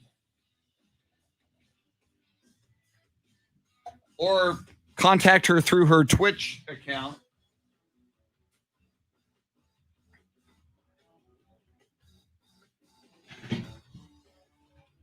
Thanks for hanging out with us this morning. We appreciate it.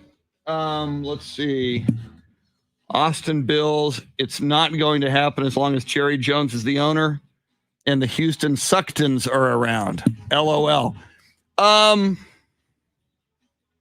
Yeah, Fred, I know you're probably right, but I don't subscribe to not going for it because the odds are long. I think you prepare, you make a case, you round up investors. And one of these days it happens. Seattle moved to Oklahoma City. The Cleveland Browns moved to Baltimore. The Baltimore Colts moved to Indianapolis. These things can happen. Okay, I got to record a few spots here real quick. I'm going to bang a couple out. And I'm going to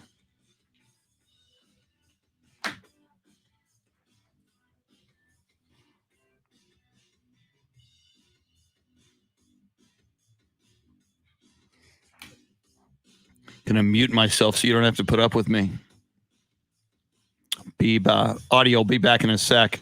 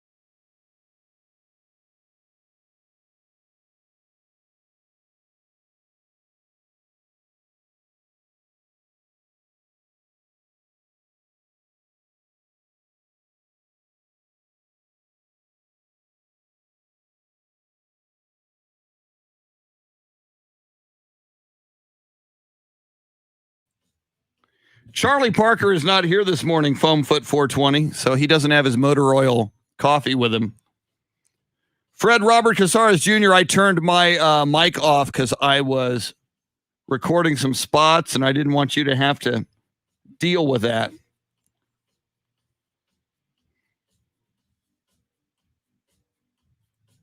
But we're back on with audio now.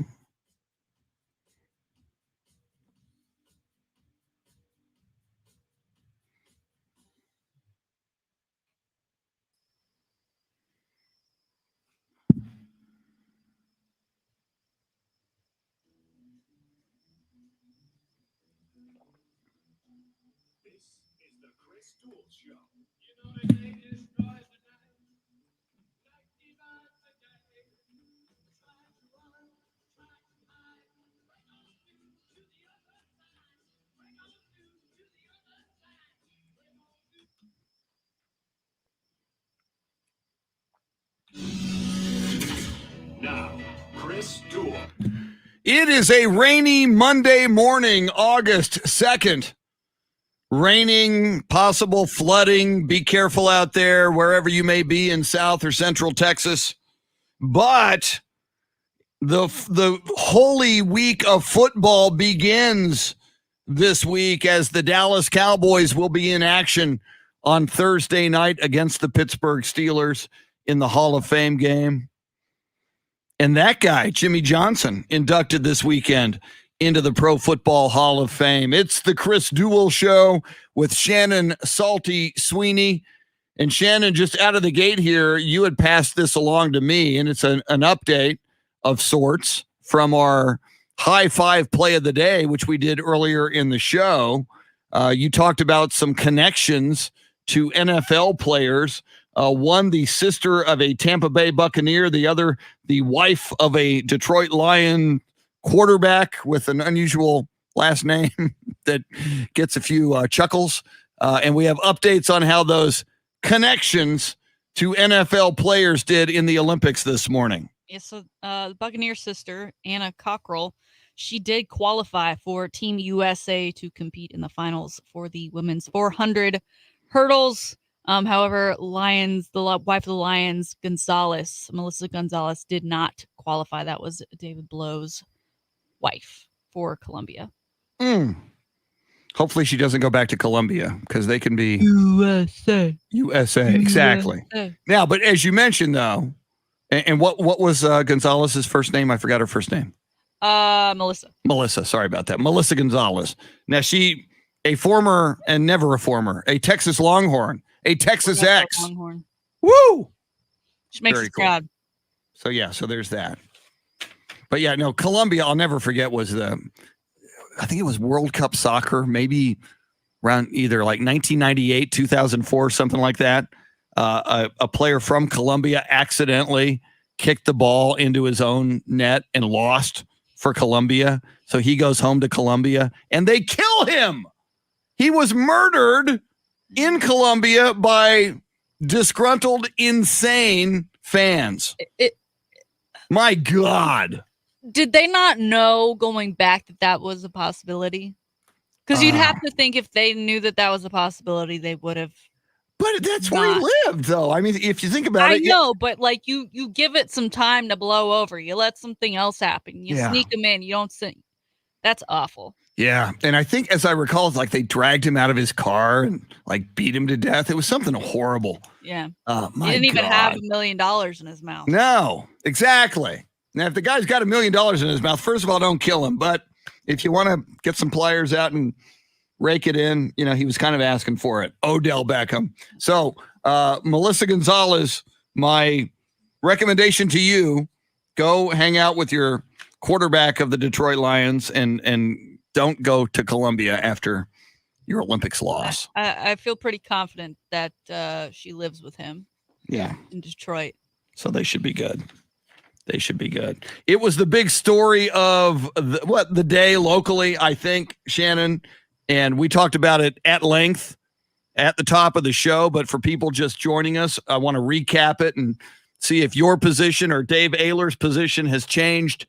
The Buffalo Bills have mentioned or are threatening if they don't get what they need for a new stadium in Orchard Park, that they would like the county to pay for, or pay 70% of it. One of the cities they are open to relocating to is Austin, Texas. I think this is a big story for a lot of reasons for Austin. And the biggest one is that an NFL team, and Shannon, this may be the first time Austin has been mentioned like this as a possible NFL relocation city. No matter what, that's kind of a cool thing for Austin. It is cool. And I think for a long time the argument was, Texas is here. No, they're not a pro football team. But that has everyone's attention on Saturday, that a lot of people aren't going to then go turn around and do the same thing Sunday. They need that day of rest.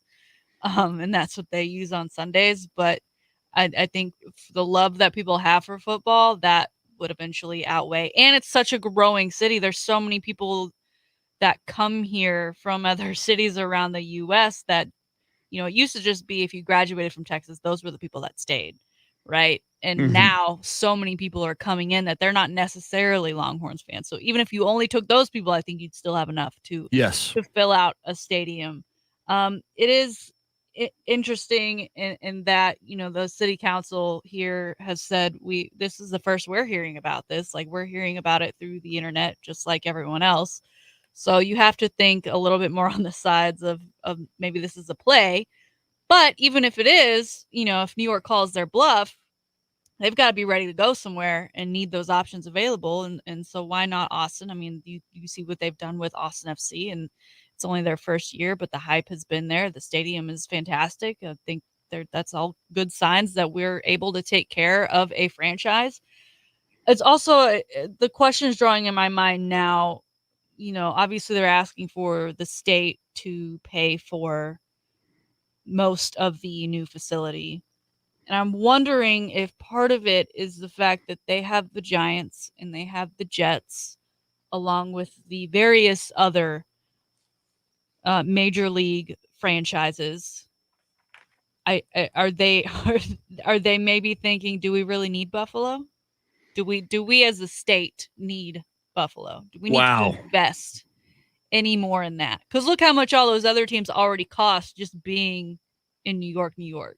True, but obviously Buffalo is a good distance from New York City, yeah. So there's that. But no, you make a good point, and more now, and this happens every time a sports franchise says, build us a new stadium or we're going to leave. Municipalities have to decide how much is it worth to us? This happened in Oakland and they may even lose the Oakland A's. They lost the Oakland Raiders. They may lose the Oakland A's. And sometimes it's not even a matter of how much is this worth to us. Sometimes you really can't find the money justifiably to put into a stadium. A lot of them, as you know, turn it around with a hotel motel tax. So you tax tourists. I don't know how much of a tourist destination Buffalo is. We heard Aaron Rodgers last week say, in his press conference that Green Bay wasn't much of a tourist destination, which is true. But they can't, whereas Austin could do that. Austin and San Antonio are tourist destinations. And, San Antonio has, I think for the Alamo Dome and the AT&T Center, they did a hotel motel tax where you just tax tourists, and over 10, 20 years that pays for it. So it's going to be interesting to see what Buffalo does here. Obviously, and you brought this up earlier, Shannon, and you're right. Bills Mafia, Buffalo Bills fans are fervent and rabid, and they love their Buffalo Bills, but you can say the same thing about Oakland Raider fans, and that franchise is no longer there. If the economics don't work, or if the lure of another municipality is better, then sorry, fans, you're going to lose your team. Have we heard anything from OJ yet on the matter? Oh my God! If the Bills come to Austin, does OJ start hanging out on the sideline? I would. I mean, it doesn't look like he's tweeted anything yet, but I would just like to know his thoughts. We might have to get OJ on the move. You know, I've often contemplated, Shannon, you know, because I'm a USC graduate. I've often contemplated, should we invite OJ as a guest on the show? You know, now with the Buffalo Bills, you know, that's just another reason to get OJ's thoughts. See where OJ stands on this. Get OJ. I mean, let's be honest. If we ever had OJ on, I would be trying to get him to admit it the entire time. I think a big factor for OJ will be the local golf courses. I mean, obviously, if the Buffalo Bills relocate to Austin, I think OJ would like to support his former NFL franchise, but, you know, he still has to search for the real killers on the golf courses around across America. Well, you know, he does still support his team because his Twitter header is a picture of him in his uniform. Nice. In the Bills uniform. But, you know, I mean, and also, like, he obviously played for USC and then had to make the trek and play in Buffalo, which the weather alone. My God. Could you imagine if he was offered, do you want to play in Austin or do you want to play in Buffalo? I would have chosen Austin if it were me. Yeah. But you're right. He's got other things he's got to do. Also, I was thinking like, oh, they just need a ton of donors to pay money who are like former Bills that could pay. But then I'm like, he still has bills to pay that he doesn't pay from criminal activities. True. He's got to pay for first before he starts donating to a stadium cause. Yeah, he's going to be. He still owes the Goldman family and the Brown family millions of dollars from that civil settlement. I see there's a guy named Tony Ornalis, and Tony's a regular listener. We love Tony. He's on the live video feed, and he comments on Facebook Live, San Antonio is more deserving in getting an NFL team. Austin is not really an NFL city. He wrote team, but I think he means city. See, I think this is a problem, Shannon. And I saw Tony, and we love Tony, and I saw Tony tweet overnight to Mayor Ron Nierenberg of San Antonio. And he tweeted to Mayor Ron Nierenberg, and he tagged me, and he tagged Mike Taylor and others, that Ron Nierenberg, the mayor of San Antonio, needs to contact Buffalo and begin to make the case for San Antonio. Shannon, I've said this weeks and months ago. You and I have had this conversation. I truly believe if there's ever going to be an NFL franchise in San Antonio or Austin, that both markets need to combine their resources, combine their corporate bases, combine their fan bases. I believe there should be a stadium somewhere in between Austin and San Antonio. We've all driven I-35. There's some good real estate up and down I-35. I think you combine both fan bases, and I think more and more now, and eventually, and I think part of the plan when you build that stadium is create a light rail, some kind of a rail system, to a high-speed way to get it. Yes, a high-speed way in between Austin and San Antonio. And it's not like this idea is novel. It's not. You know, I go back, and it was probably over 10 years ago that the founder of Rackspace, which is a multinational company, and its founder, Graham Weston, is a multi-millionaire, and is, you know, he's up there with the Red McCombs of, you know, multi-millionaire, if not billionaires in San Antonio.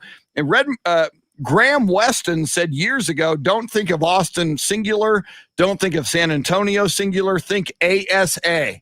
Think of one mega market, which is the Austin San Antonio market. And I know there are people in Austin and there are people in San Antonio who say, no, just us. And I get that. But I really think if you combine both markets, you know, I wish that Mayor Ron Nierenberg, you know, in addition to talking to Buffalo, would get on the phone with Austin Mayor Adler and, you know, just say, hey, let's both make a proposal. And as I told you earlier, Shannon, make a proposal now. Yes, I understand that it's a long shot. I understand it probably won't happen, but A, it might, and B, you make this proposal in 2021, maybe when the next team considers relocating or the NFL thinks of relocating, in 2023 or 2025 or whenever, I think you're further down the road with the probability of it being Austin and or San Antonio. If you do make it known to the NFL, and in this case to the Buffalo Bills right now, that Austin, and I would say also San Antonio, together are ready for prime time. I like the idea of something kind of in the middle, right along that I-35 corridor, but I don't see them naming it ASA or whatever. I think they'd either have the Austin whatever or the San Antonio whatever. Texas Similar Rangers. to the Cowboys, right? The stadium's in Arlington, and then they are pulling people from Arlington and Fort Worth and all those North Texas areas that come into to see those games. And then the light rail, that's been talked about for how many years now? 40.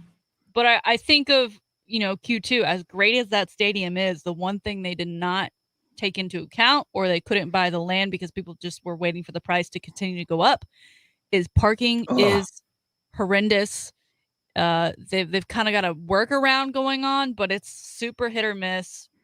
So not putting it directly in Austin, I think, makes the most sense, and putting it out there where there currently isn't much, and taking in all the parking. I mean, especially when you think tailgating.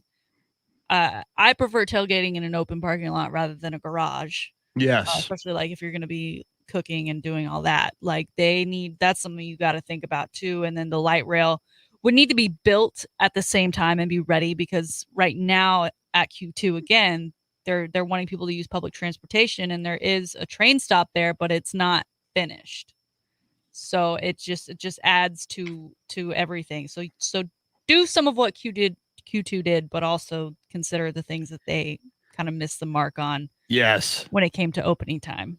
Yeah, that's what. And many, many years ago, when they built the Alamo Dome in San Antonio, it's a 65,000 seat facility with 3,000 parking spaces. It's insane. And when they built it, they said, you talk about public transportation in Austin, Shannon. They said in San Antonio, park and ride. People will take the buses. They can park, on the north side or wherever. It's like when I want to go to a football game or a basketball game or an event, I want to get in my own darn car, drive my own darn, and like you said, tailgating as well. I want to drive my own darn car, park my car, walk. And that way, if the game's a blowout, I want to leave. I don't want to have to wait for a bus, get on the bus with a bunch of people.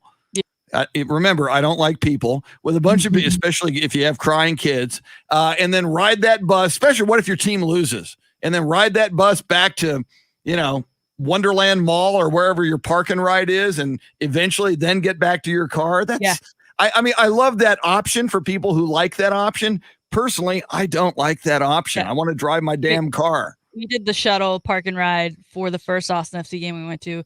And first of all, the lot's at the Domain, and it's at one of the garages, but it's only on like the top couple floors. So you get there, and then you have to drive up all these floors, and then you prepay for the spot, and they're like, "Oh, you have 4 people in your car. Well, your spot, that only paid for 2 people, so you got to spend $10 more per extra head." Like, wait a minute, it's still the same car. Yeah. And then you got to go wait in line to get on the bus, and they give you a wristband so they know what garage you're from, that you then have to tout and wear. See, and I don't want to have to wear the wristband. What if And these weren't charter buses, they're school buses. And then you're right, after the game, like the second, like there were maybe 2 extra minutes of extra time. And so we just went ahead and ran to the bus because we didn't want to have to wait in line to get on the bus. But then the bus was pulling out as the game was ending, and they don't have a bus lane to take you back, like a special shuttle lane. So you got to wait for the crowds of people that are just flooding the street to even turn. So like when we went to the U.S. men's national game last week, I was like, I bought parking across the street. I'm not riding the bus again. I bought parking across the street. It was a couple more bucks. It was totally worth it. Part of when my team loses, it hurts me. And there's nothing worse than being stuck in traffic after your team lost. It's awful. My Irish exit, I mean, it's phenomenal for all things. But when you talk about Texas and OU, whether it be Big 12 or from the fair, I have mastered the exit from either stadium. and I've done it sadly numerous times because of those losses. Yeah. But I am the first Austinite home. I guarantee it.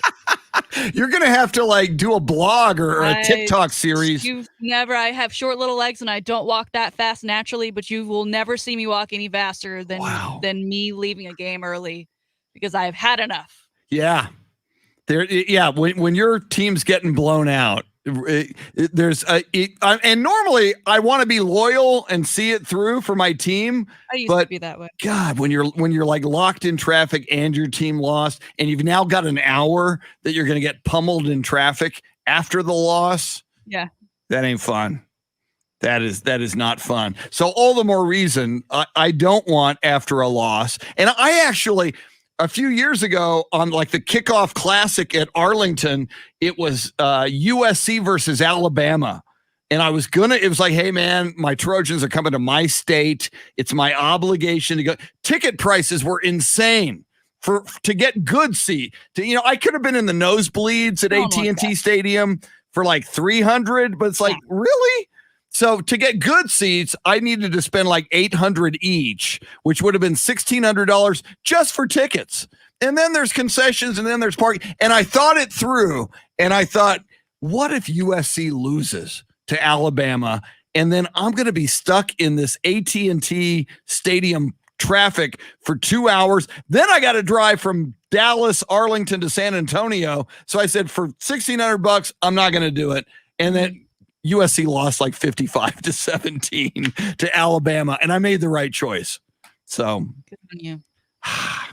But I wasn't a loyal Trojan. What did we learn here today on the Chris Duel Show, folks? We want parking. Always have an exit strategy. Yes.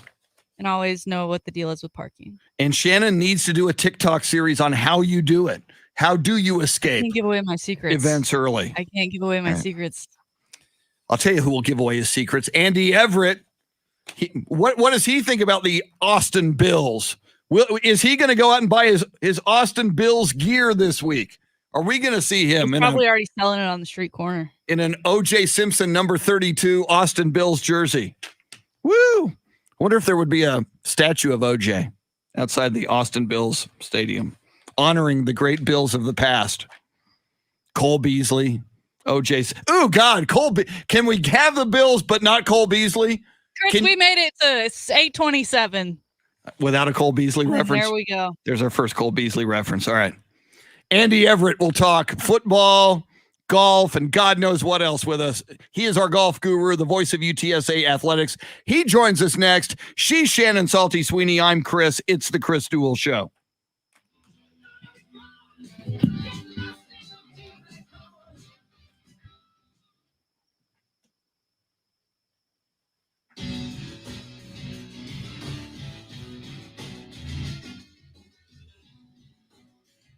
There you go, Foam Foot 420.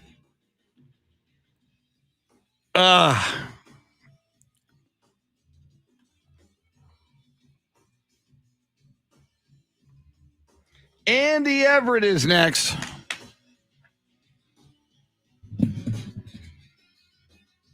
All right.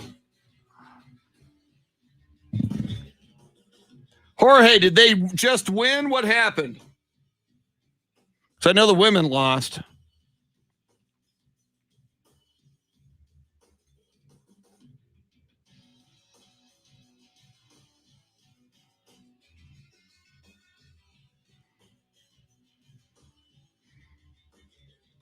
I'm going to record another spot here.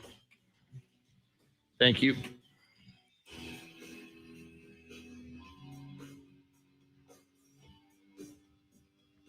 All right, I'm going to shut my mic off for a second. Yeah, Tony, I thought it was a great tweet, and I hope Mayor Ron jumps on it, but I really think instead of competing with Austin, we should work with them and form a mega coalition. I mean, either way, I want NFL football in Austin, in San Antonio, or ideally in both. All right, I'm going to turn my mic off for just a moment, record some spots.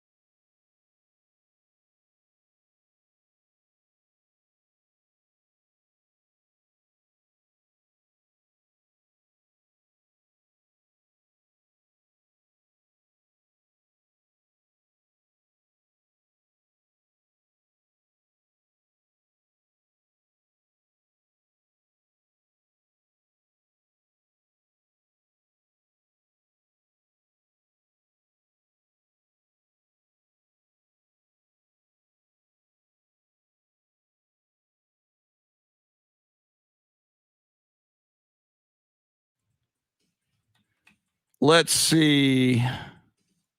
Okay, I'm going to.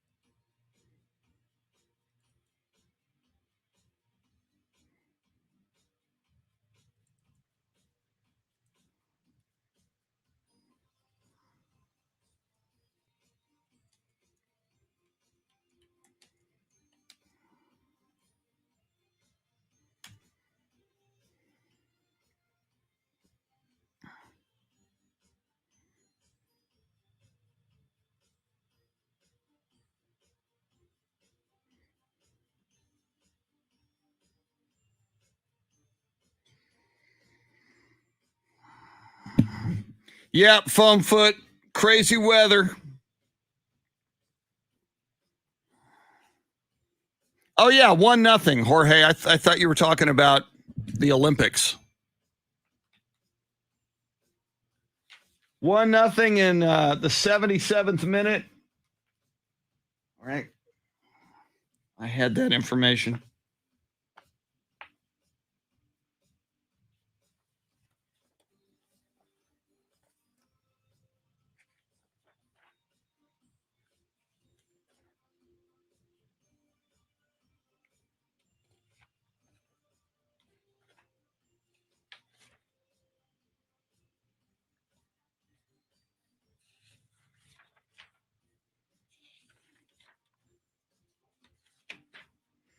The 117th minute in extra time, to be accurate.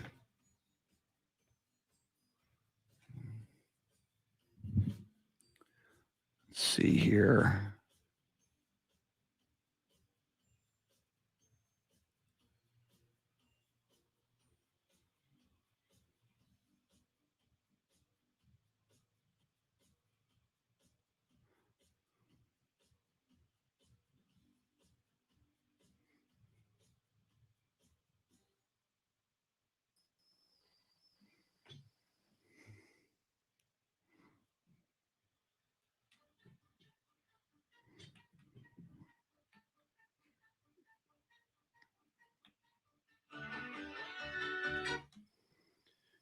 Little ABBA as intro music for Andy Everett. It's the Chris Duel Show with Shannon Salty Sweeney, Dave Ayler, your soundscape stylist. Andy Everett, how are you doing on this Monday morning? It's another wet day, but other than that, everything's good. Yeah, it is. Weather's really funky out there. For anybody listening in South or Central Texas, be extra careful throughout the day if you're in your vehicle. Xander Schauffele, a couple of clutch putts to give the U.S. Olympic gold. I know you're hardcore locked in to PGA golf. Have you been watching the golf taking place at the Olympics? I think it's been very difficult for a lot of people to get involved in anything Olympics. The games, obviously, in Japan when they're live are at odd times for us. And I've said this many times about golf, especially in the Olympics. I think it's very important that it continue because there are a lot of countries that will not fund golf programs unless the sport is an Olympic sport. And in order to grow the game from that perspective and into countries where it's not funded and where people have minimal chances to get involved in golf, I think Olympic golf is incredibly important. And I'm sure for Colin Morikawa and Patrick Reed and Xander Schauffele and Justin Thomas, it was a wonderful experience. And when it's in a better time zone in 2024 or 28 or whatever down the road, I think it will even be a better experience for the consumer of it. But again, at the end of the day, Colin Morikawa or Sandra Chopley or any of these guys can win Olympic gold for the next 4 or 5 Olympics, and it won't have the same impact on their careers as a PGA Tour win will, or a major, or a clutch putt in the Ryder Cup, which are all coming up in the next several weeks. Andy, were you aware that Rory McIlroy has a very small head and Nike has been making him custom-sized headwear throughout his career? That's why he said he couldn't wear his team's cap, so he was going around capless during his Olympic run. He says he'll probably do the same at the Ryder Cup. Have you ever seen him play golf without a hat before? I think this was my first time. And so almost every Ryder Cup he's participated in does not wear the team hat. And golfers, years ago, back when I first started watching golf, a lot of golfers did not wear hats. You look at the early days of Jack Nicklaus, and they did not wear hats. And I can relate to him a little bit. And I think everybody has a different shaped head, and there are certain hats that I can put on that don't fit.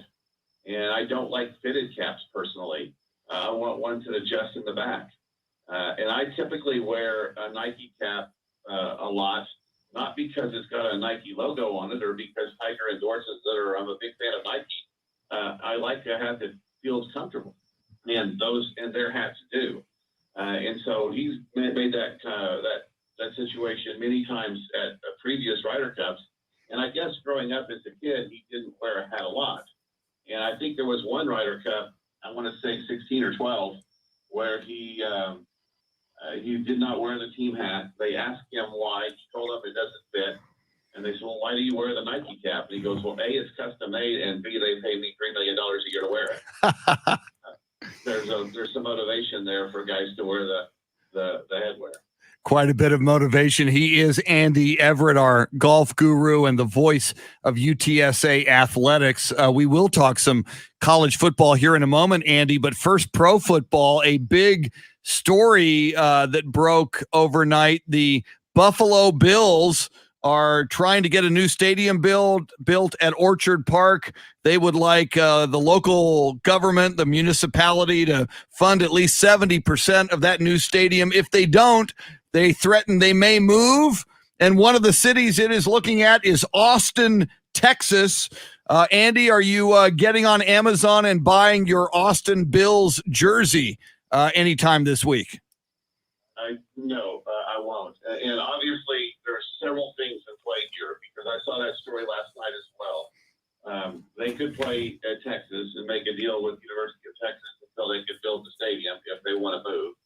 I think it's a bluff. I think the city of Buffalo will eventually pony up and help them build themselves a new stadium. I think the NFL will want them to stay in this. It's like Buffalo and Green Bay are two markets that professional sports in this era will never go back to. And the fact that those have such long and storied traditions, I think the NFL and those municipalities are going to do as much as they possibly can to keep those teams where they're at. That said, at the end of the day, it does come down to money, and owners want to make money. And the only thing is I'm not familiar with who owns the Bills at this particular time. Would they want to move to Austin just because of money? Bud Adams moved from Houston to Nashville. That's not nearly as drastic of a move as upstate New York to South Texas. And I think it also goes to show what I've talked about for years. San Antonio is falling behind another city in Texas, in Austin, with its ability to attract major industry and to be able to attract corporations that can fund things like this.